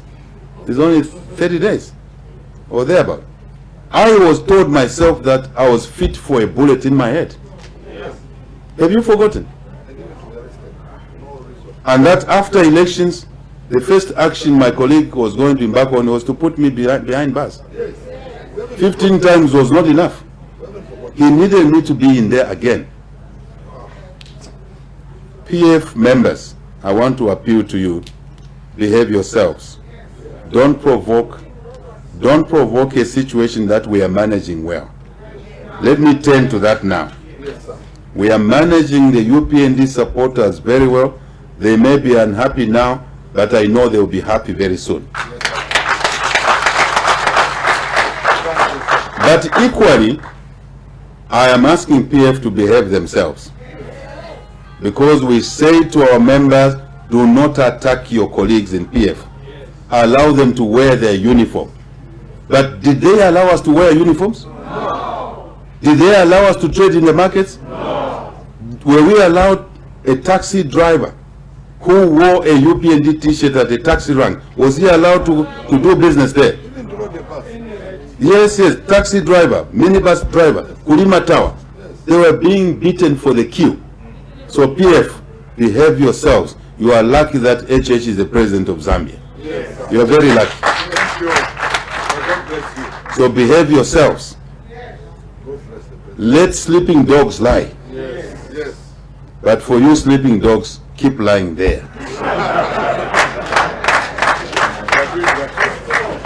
You will find this variable in a few years' time. You will look back and cherish this decision that I took. You will look back and respect me then. We want to bring back normals to our country. We want to bring back equity. We want to bring back fairness to our country. We want to bring back freedom. True freedom. No one should be scared to walk to a bus stop. Let me be presumptuous, Samuel. We want to open this economy 24/7. I'm working on that. We're working on that. Which means factories can work 24 hours. A factory worker should be able to go for a shift at 02 and no one should attack them. That's where I'm going. Read me. That's where I'm going. So that we can bring crime under control. Because criminals hid in the name of party cadres. Yet they were thugs, carrying guns and killing Lawrence Banda. Have I forgotten? No, sir. Have we forgotten? No. Police, do your job. Who killed Lawrence Banda? Are you sure Lawrence must be forgotten like that? No, sir. No, sir. Bamwewa, that's where I'm going. I'm walking step by step. Because if we allow the UPND members to revenge, how will the people live in the communities? By now you know that UPND are in the majority. Isn't it? How will PF live in Mandev? How will PF live in Chawam? If we say to the UPND members, revenge, avenge, what will happen? Think for a moment. It is my duty, my singular honor, to restore order in this country. And I need the cooperation of UPND members, PF members, who I'm asking to behave themselves. Right? I'm asking other political parties, I'm asking churches, I'm asking civil society, I'm asking traditional leaders. Let us work together to bring freedom to all our people.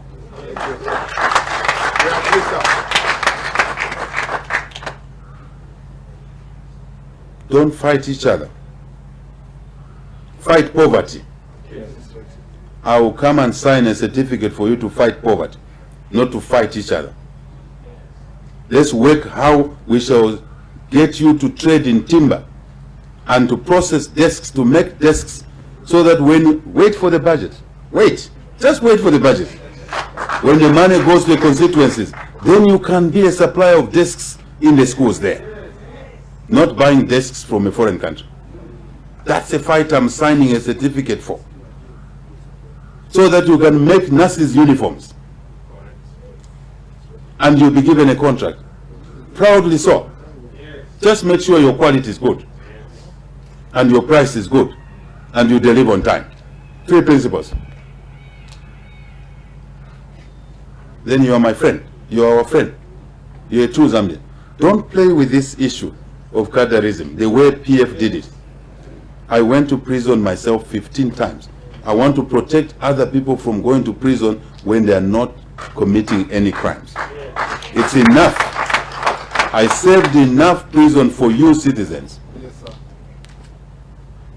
Lawrence Banda, Mapens Chibulo, Joseph Kaunda, Sama, they paid enough blood. We don't want to see any more blood of a fellow citizen. Even those who attacked us. I told one of them face to face, I said, I didn't like your behavior when you were in government. But I've forgiven you freely. You couldn't go to a gas station to put fuel freely. If it's you, Mwewa, they were looking for you every day. They were looking for you every day. Now we've given you freedom. I'm sure you should say thank you. Thank you. That includes no UPND cadre should touch you. Even if you say something on your program which is against HH, nobody should touch you. Just give them a platform to respond. Then we can equalize. That's the country I've been dreaming about for many years. And God has given us an opportunity to take this responsibility.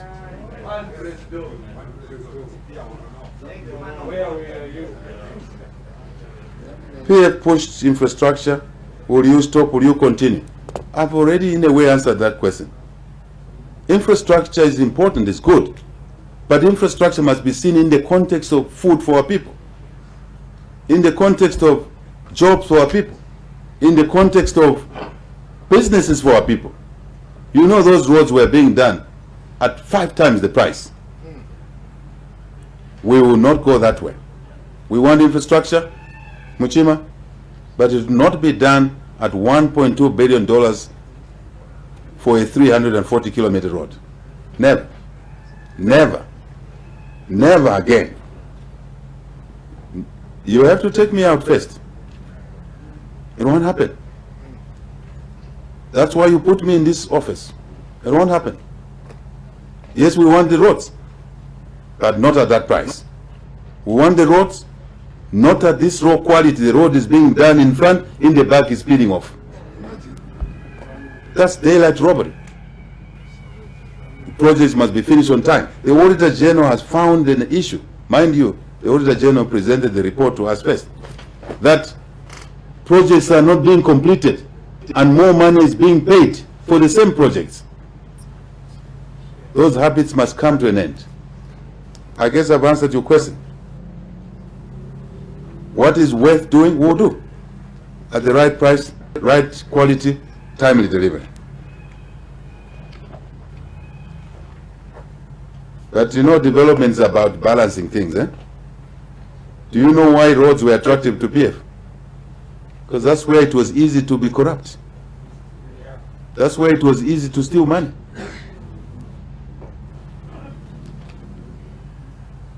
Priska, meeting, you said in the meeting with the U.S. Vice President, you said Zambia should align its values to the U.S. That's not true. Absolutely not true, Priska. If it was a media report, you can get a footage of that meeting. It was recorded. I said that we have values that are aligned. It's different from saying we align our values to the U.S. values. We have Zambian values. What are the Zambian values? We want our freedom as Zambians, isn't it? Those are values. We want, our values is anti-corruption. The African values in our communities, if you stole, those days you were banished from that community. You were sent away in the bush. Those are our values. They shall not steal. Even Christian values confirm Zambian values, isn't it? We said we don't want corruption. The Zambian value is American value. Means we're aligned, isn't it? Does that mean we're changing our values to support American values? No. Priska, Maichwanti, Wenkashianti. That's a more fair and respectable position, Wenkashian. So I withdraw Maichewan to Wenkashian. Isn't it? Am I forgiven? Thank you very much. We talked about the importance of democracy instead of dictatorship. Those are Zambian values, aligned to American values, isn't it? We talked about human rights, respecting women, respecting children. Those are our values, isn't it? So, if we are aligned in values, we are good to go. But not that we change our values to suit American values. No. Thank you. I hope I've made my point clear. Also, development, enterprise. Let me say something here. Enterprise, businesses. We support Zambians to generate business. Why do you think we are changing the licenses, that timber license must go to Zambia? Why do you think we are doing that? Because we want Zambians to be business people, isn't it? Why do we want to give mining license to Zambia? Because we want you to use that license as your contribution to a joint venture with someone who has technology and the cash. It means we want you to be business people. The more resources you have at your disposal and you look after your children, the less corrupt you become. If you are dependent on handouts, you are susceptible. We do not believe in ubomba muibala, ria muibala. No. So we have shared values. Where the American values will be different from ours, we'll say so to our friends. Absolutely, without shame. With confidence, we'll say, we share this value, that value, that value, this one we don't share. You can count on us. Chilongo, Madam Chilongo. Auditor General report funds a bit. Absolutely. Absolutely. This year we want to do something different, Madam Chilongo. We discussed right there yesterday with the Auditor General. Auditor General complained that in the years past, they even failed to do audits because the colleagues that were in office didn't want the Auditor General to do the audits. You can speculate. Why didn't they want the Auditor General to do the audits? So that they don't pick issues, isn't it? There we agreed. I can make it public now.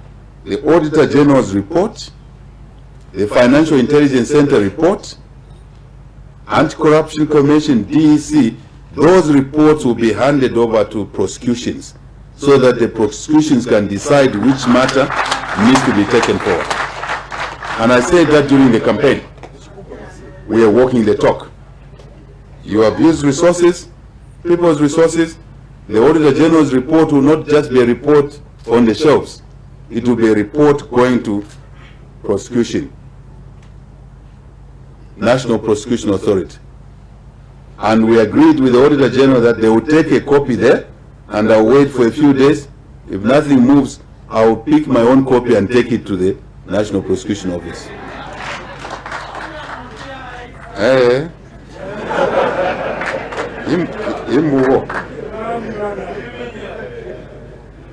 You will be happy to know that Parliament Public Accounts Committee should not just be a process.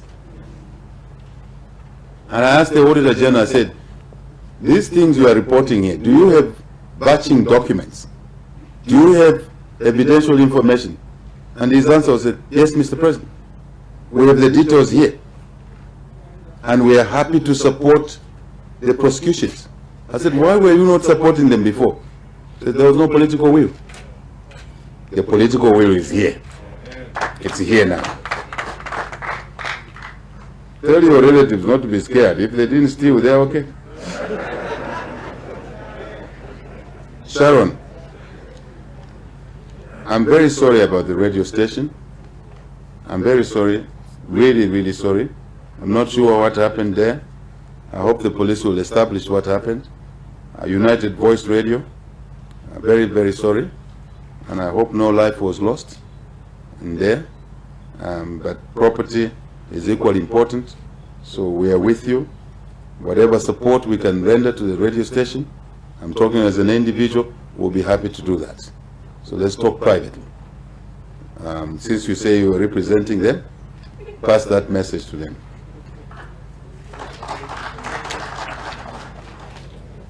Whatever we can do to restore that, and all of us, I'm talking to all of us, let's support our friends there.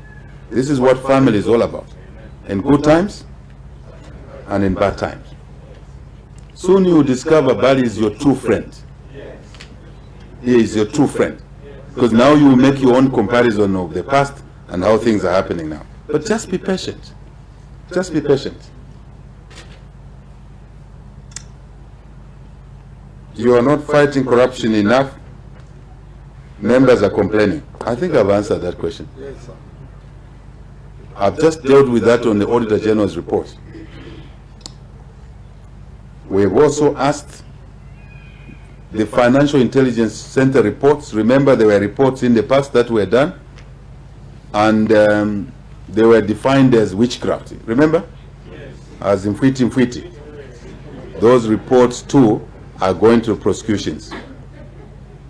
Those reports, Sharon, of the Financial Intelligence Center are going to prosecutions. We want to make it sour to steal from Zambians. We want to make it uncomfortable to steal from Zambians. It's been too comfortable. It has been made to be normal in the last 10 years. We want to make corruption and stealing from public, coffers uncomfortable. In Parliament, we said, Sharon, we will be professional in the fight against corruption. Past corruption, present corruption, and the future corruption. You want to be a permanent secretary in the UPND government? Search your soul. I'm serious. Search your soul. You may just walk yourself into trouble. And I know a lot of people are clamoring to take government jobs because they believe that they will build mansions the way those who were there before them built mansions. I know that. I'm just helping you. Search your soul. Because if you walk in that row and you start taking advantage of the procurement authority you have, the Auditor General will catch you, then prosecutions will visit you. Then you say, you see, HH is not a friend. Even as UPND members is going for them. No, it's not me. It's your own habit going for you. So Sharon, just patience. Let's tell our colleagues out there, I know why you are impatient. A lot of money was taken away from you. I know. I am impatient, but I'm also methodical. I'm impatient like you, but I'm also wanting this fight to be professional so that we don't tamper on human rights. We don't get people arrested before an investigation. Remember what we said? So let the oversight institutions do their job. I know that people are complaining that the institutions are slow. They are not working properly. I have a date with those institutions just to check what they need. Do they need more support? Do they need technical support? We can arrange that for them. Do they need more skills? We can arrange that for them. But the actual job must be done by them. Is that fair? Yes. Would you want HH to do anything else? If I do something else, I'll be interfering. But we'll provide political will. Sharon, 50 days ago, the ACC could not even arrest anybody. If they did arrest anybody, the PF cadres went to court and threatened the magistrate. This time round, there will be no cadres threatening a magistrate. You see why we don't want cadres in that manner? Magistrates must operate freely. But even magistrates, we send a message to them. They must discharge justice quickly and fairly. I think I'm done. Thank you very much, Mr. President. Ladies and gentlemen of the media, we have just about 12 minutes before we draw to the conclusion of our press conference. We are scheduled to finish at 5. So, with the permission of the President, I will take 3 last questions. And if the President pleases after that, he might exercise his discretion. But for purposes of time, the last 3 sets of questions, Sun FM, Daily Liberation, and Diamond TV. Good afternoon, Mr. President. Afternoon. My name is Sandra Linga from Sun FM Radio and TV. My question is based on your talks with IMF. Zambia became the first pandemic-era sovereign to default last year on the Eurobond. So now the International Monetary Fund demanded that the country implements agreed policies before resuming talks on the long-awaited economic program that held up debt restructuring talks with external creditors. What's the new position based on your talks you held with the IMF? Thank you very much. Daily Liberation, please. Your Excellency, good afternoon. Afternoon, sir. My name is Patson Chilemba with Daily Revelation. Your Excellency, you said that you ensure that every asset taken away from the people is recovered. I want to find out if the investigations will point towards the involvement of your predecessor, Mr. Edgar Lungu. Will you be willing enough to lift his immunity for prosecution? And secondly, Your Excellency, you are being... Excuse me, sir. Just one question, and that's it, please. Thank you very much. Must have said. Thank you very much. That's the rule we said, isn't it? It's part of discipline, right? Good afternoon, Your Excellency. Nchimunye Ngandu from Diamond TV. You spoke highly about your trip to the UN General Assembly, where you were able to meet a number of our key partners in our economic development. But we do understand that China has been an all-weather friend for countries like Zambia and among many other African countries. When you talk about the Tazara, we cannot talk about it without the mention of the support from China. Now, $120 billion is in the offering, that's from China. But since your election, Mr. President, there seem to be little rather interaction with the Chinese government. And I just basically would want to understand your position as the new party government. What's our relationship with China, who we also owe quite a number of monies, when you talk about the roads that you spoke about earlier on, all these are coming from our interactions with the people of China. Thank you. Yeah, I think we can deal with this. Thank you very much, Mr. President. Perhaps with your discretion, Mr. President, I see there's a clamor of questions. Can I just take 2 last questions? No problem. From DC and Diana. Colleagues from ZNBC, you have had a chance to ask your question. I apologize. You're welcome, Mr. President, and I Thank hope you. your commercial flight trip was very comfortable for you. I want to ask a question concerning government workers that obviously worked for these ministries that have been realigned, and maybe a situation where you've also created new ministries, and obviously meaning that those that have been removed will affect workers who used to work there. Are you planning to, take them to other ministries where they can be of a certain relevance, or does it mean it is done for them? Thank you. Thank you very much.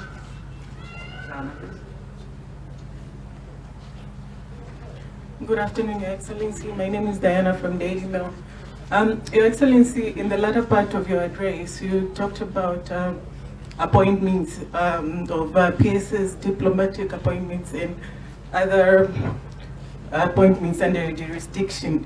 But from the appointments made thus far, there has been a concern, or rather an assertion by the cross-sector society that you have been appointing friends, close allies and relatives. Would you please clarify on that? Thank you.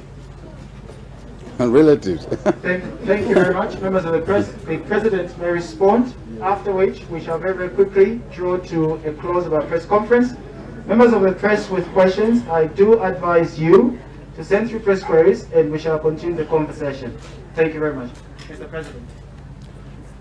Thank you very much. I'll be quick this time round. I think in the first round I set the stage for certain matters of principle, and I hope that helps in us looking at or evaluating our answers to questions.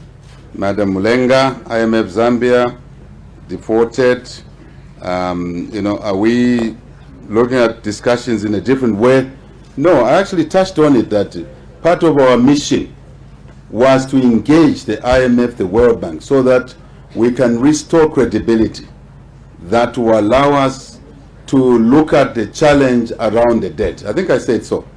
And the challenge around the debt is to make sure that we restore Zambia's credibility as a partner, either as a borrower in this case, with the lenders, with the debt stockholders, and also as a partner in development with many other cooperating partners.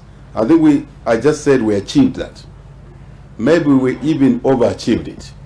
So which means the goodwill coming through will help us now to engage in debt restructuring that will give us headroom to release resources towards not consumption expenditure all the time, but investment expenditure. I can only repeat by saying what I've said. I think that's the issue there. No lender wants, no borrower wants to default, because default creates new issues, complications. So it's better you negotiate your way through in a credible manner than just defaulting. Defaulting means you've actually demonstrated lack of capacity to manage yourself. But we have a heavy debt burden, we know. It's inherited, we know. But we are the government and we have to tackle it. So we are tackling it. You will see progress that will come out very soon. And I'm sure you begin to isolate the things I'm saying today. But we'll do our best in that area. If there's a team that can handle this in the political arena, it is this team. I shall repeat that. If there's a team that can handle this complex issue in the political arena, it is our team.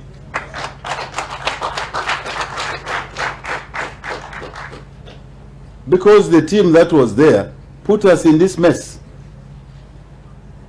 So even when they comment, and I see you colleagues fail to challenge them, even when they comment in the media, really, if they were sensible, they wouldn't even touch this subject.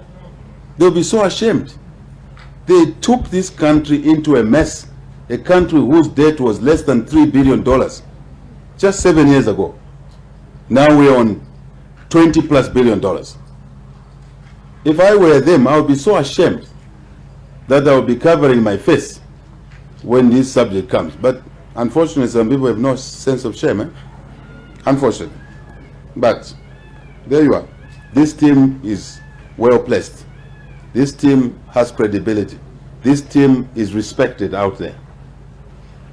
So we shall use all of these credentials to help this country, to help ourselves, to create room for development, revenue release. Have you heard that? To create room for development, revenue release.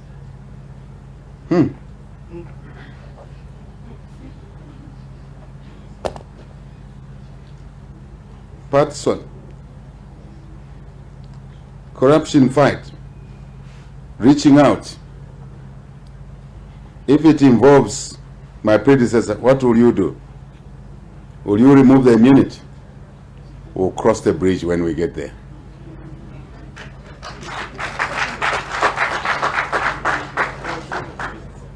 If we do get there, we'll cross the bridge when we get there. And you'll be in the know. But our intention is not to harass anybody. Our intention is for citizens to recover what is theirs. Our intentions are very noble, except someone else who has a different agenda. You see what I used to do, Patson, remember, don't forget, we've been in opposition for a long time, 23 years. Myself, 15 years. Taking over from the late Mazok. May he so rest in peace. I wished he lived long enough to see this day. And many others. I wished Lawrence Banda lived long enough to see this day. And Joseph Kaunda and others. I wished so. But my wishes have no powers.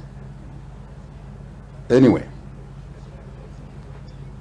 when I was mainstream opposition, 15 years, every time people made accusations about me, that I stole money and this and that, have you forgotten what my responses used to be? I said, take me to court and arrest me.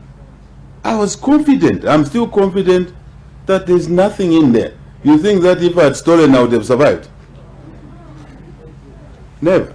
So I think we must work on the premise that you are strong because you are innocent.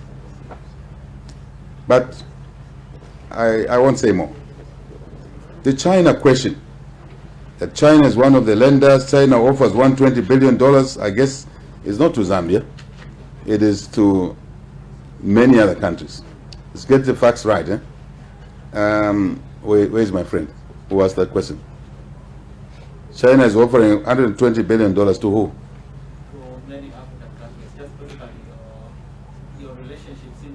No, I hear you. I'm just asking a simple question. So $120 billion, so that people don't write it wrongly. That's why I'm interrogating you. Is $120 billion is not to Zambia. It is to many countries. Many countries. So one would now write a story that HH went to Washington and he came with very little. China was offering $120 billion to Zambia. No. I'm just correcting things. Is there? So now the issue is that you are saying that we're not talking to China. How do you know we're not talking to China? At a time, we can only take one trip. So the next time I go to China, will the Americans say I'm not talking to Americans? Honestly. That doesn't, really logically, that is not true. We are engaging China. China is an important player in the world. Before I left for the UN General Assembly, and remember, let's understand what took me to America. Are we aware what took me to America? It's the General Assembly. The UN General Assembly even brought China to America. The Chinese were there in the same meeting. Everybody was there. So we all went to America. Does it mean that all those countries are pro-America and they're against China? Because even China was in America. So even China is pro-America in that case. I'm being a bit satirical, but because I've heard this issue. I went to the UN General Assembly. The UN headquarters is what hosts the General Assembly in New York. So that's why I went there. So we can put the record clear. But I understand your question. Before I went there, we had meetings with the Chinese ambassador. Very good meeting. Very, very good meeting. And even when I was away, there were more engagements with China. I'm not sure if you read about that. Our party, UPND, met the Chinese ambassador in my absence. So China, any other country, very important. We need to engage with everybody. And we will continue engaging with China. A lot of debt we owe is to China, isn't it? We cannot do without talking to China. We have to discuss similar issues. Remember, China is a member of the World Bank. Are you aware of that? Are you aware China is a member of the IMF? Are you aware of that? So when I talk to IMF and World Bank, I was talking to China.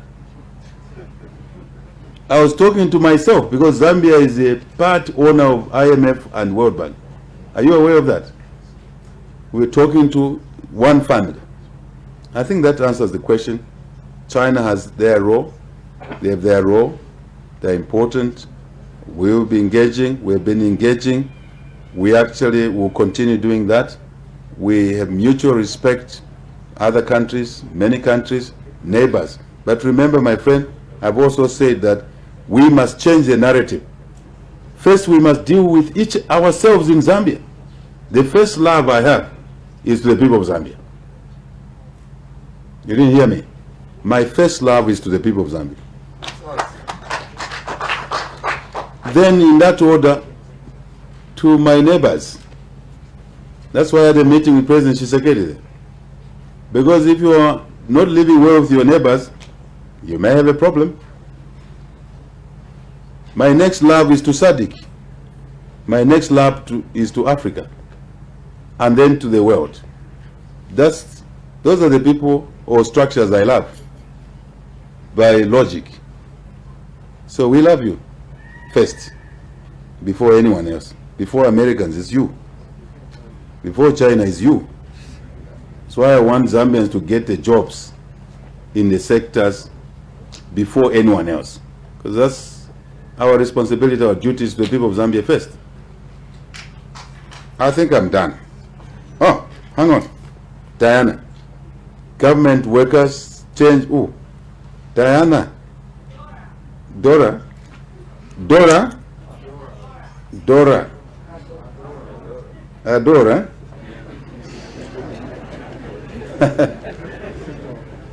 Lovely Dora. Dora, your concerns are valid, but you shouldn't be too worried about that. The way we've realigned these things is not really meant to declare anybody redundant per se, by and large. I mean, some of the functions that have gone to green economy and environment includes those that were in the Department of Environment in other ministries. So we are refocusing there. There may be one or two PSs that may not have a place, very small numbers. Nothing to worry about there. We are conscious of the fact that Zambians need jobs. We are here to create jobs. We are not here to destroy jobs. But we are also aware that if we don't restructure ministries, we will not create jobs anyway. I think that's my answer, Madam Dora. Thank you for your good question. I guess you asked it on behalf of other people who are concerned. Calm them down. Diana. This is where I think I cited that name first. Diana. PS diplomats, HH has appointed friends and relatives. That is not true. You have started the innuendos now. It's too early to start the innuendos. It's too early. It's too early. It's, you know, this thing is, I knew it was coming. It's too early to start those innuendos. Have you looked at cabinet? Have you looked at cabinet? Who is my relative on that cabinet? Tell me one. Just one. Diana is shaking her head. She says there's none. She's answering. There's none. These are the innuendos that digress good work, and we bring in a bit of dark stuff, so that you can get at HH now. Because you can't get at him. He's not a thief. He was able to execute himself well out there in the league of competent people, right? In the league of competent people. You heard what I said. Not in the league of incompetence, but in the league of competent people. Now you say, oh, he went to church, he sang in Tonga. Now let's lampoon him that why did he sing in Tonga? By the way, my church loves it. They said that every time they remember me, they'll be playing that song in the church every Sabbath. They are happy, but Zambians are not happy. What's the issue? What is the issue? What is the issue? Right? We begin to dig in now on negatives. There's no relative of mine on that cabinet, not a single one. We were able to do what only Kaunda did. We brought a cabinet in accordance to our pronouncements that we will reunite Zambia. And we'll start by the cabinet. The cabinet will have members from all the 10 provinces. We were able to do that even in provinces too, where we didn't get members of parliament. Luapula? Yeah. There. There. Well. Mulichen. Yeah. Chapwin. Minister of Agriculture. Manja, wapase manja. Amtolo pili. Kabusu. Ulishan. Abena Kopal. Minister of Mines. Right? Maybe you are my relative. No, no, sir. No, Wakabuswe. You are my relative, you are Zambian, you are my relative. No, in that sense, yes, the whole cabinet is full of my relatives. In the sense that they are Zambians. Mtolo Piri here, Minister of Agriculture, and Wakabuswe, Minister of Mines. Very important ministry. This is the one who should start giving licenses to Zambians. This one. I see. Thank you. I like this question, but I also want to drill it properly. I want to answer it properly so that I can smell what our competitors are beginning to create now, so that they can digress attention. We committed to delivering a cabinet of all the 10 provinces. And do your own audit. You will find the cabinet is of 10 members from 10 provinces. Because all Zambians are competent. Unlike before, the cabinet before ours, 90%, 95% was from one region. A province of 10, a country of 10 provinces, 90% of the cabinet were from one general region. That's it. But no one would say anything. HH comes, puts a cabinet of fairness, the question starts. Discrimination, isn't it? In Luapula, we didn't get an MP, but we have a cabinet minister. We used the tool called nominations. In Muchinga, we didn't have an MP, we have a cabinet member from there. Young man, a youth, Elias Muwanga. Minister, small, medium enterprise. That's how serious we are about national unity. So we've only begun appointing people, The greater majority are yet to come. I don't know which other relative in the context being mentioned. I'm serious about it. But I know the issue. I know the issues. People are surprised that we are doing what they couldn't do. Yes. This is the only cabinet you can mirror to Kaunda's leadership. That's all. There's none else. We're proud of that. I'm proud of these ministers. Please support them. Support Kapala, Minister of Energy. From Luapula, Chifunabuli. Uko kutali sana. So I can afford now to talk a bit of politics because I'm done with business. Now this question is a question of politics, so I can afford to talk politics. PSCs, how many have we appointed? 2. 2 PSCs only. PS Green Energy. Green Energy. PS Musimuko. Am I right? Am I right? Is Musimuko is Tumbuka? Yeah, I love Tumbuka. I'm Tumbuka. Yes, he's my relative in that sense. The other PS is the treasury. No, 3 PSs. The other PS is the treasury. He's not my relative. Yes, because he's from Central Province. Maybe you can say he's my relative. Then the 3rd PS is at this place here, State House. I owe Zambians this explanation. I'm not shy. Is Dr. Kalabo. I'm not sure if Kalabo is my relative, but maybe because Kimalos maybe is my relative. I'm proud of these 3 PSs, and there will be a lot more coming, including women.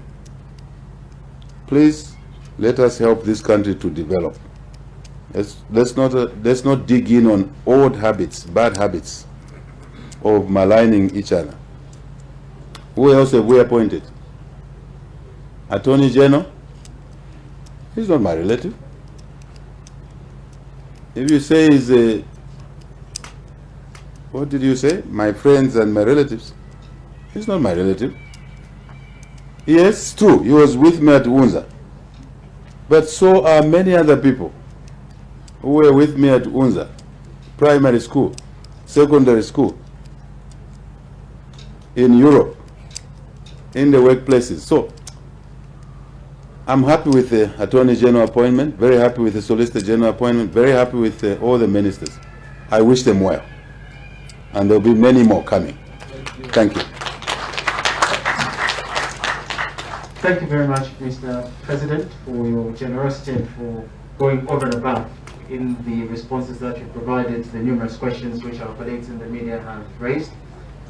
Colleagues in the media, again, thank you very much. Ladies and gentlemen, for having been a part of this press conference. We thank you indeed. I do encourage that those members of the press with questions, do feel free to send through press queries, and the whole team will go over and beyond in providing answers from across the board. So thank you very much. Before we all be upstanding and sing the national anthem and close, at the pleasure of the President, I have been informed that there will be an opportunity for a photo session between the President and members of the press alone. The President and members of the press alone, and that will be done in batches, obviously recognizing that we're still dealing with the pandemic, and obviously emphasizing the message that we all have to go and get vaccinated. That said, shall we all be upstanding? Before that, Anthony, private media, you are welcome. This is your State House. We know there were issues. Sometimes you were not invited. I've asked my colleagues to make sure that you are invited here. This is your State House. This is your State House. Private media, public media, this is your State House. I hope that helps.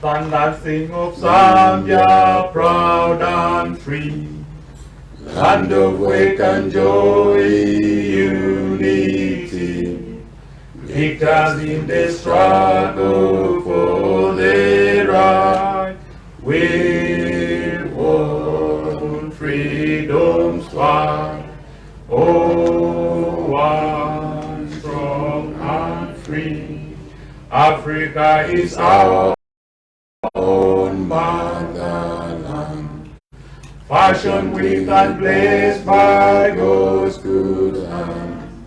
Let us, O our people, join as one, brothers under the sun. Oh, one strong and free, one land and one nation is our cry. Dignity and peace be Zambia's sky, like a noble eagle in its flight. Zambia,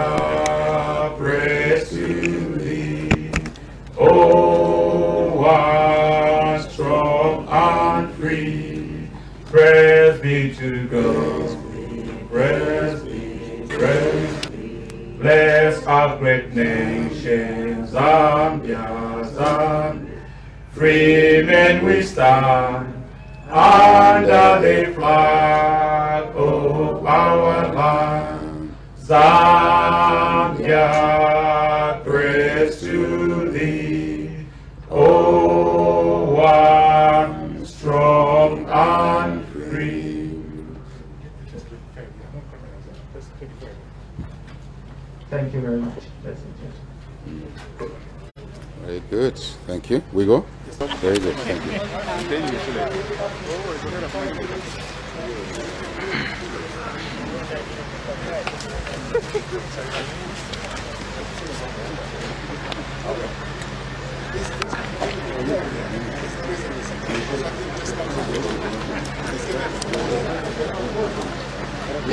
you.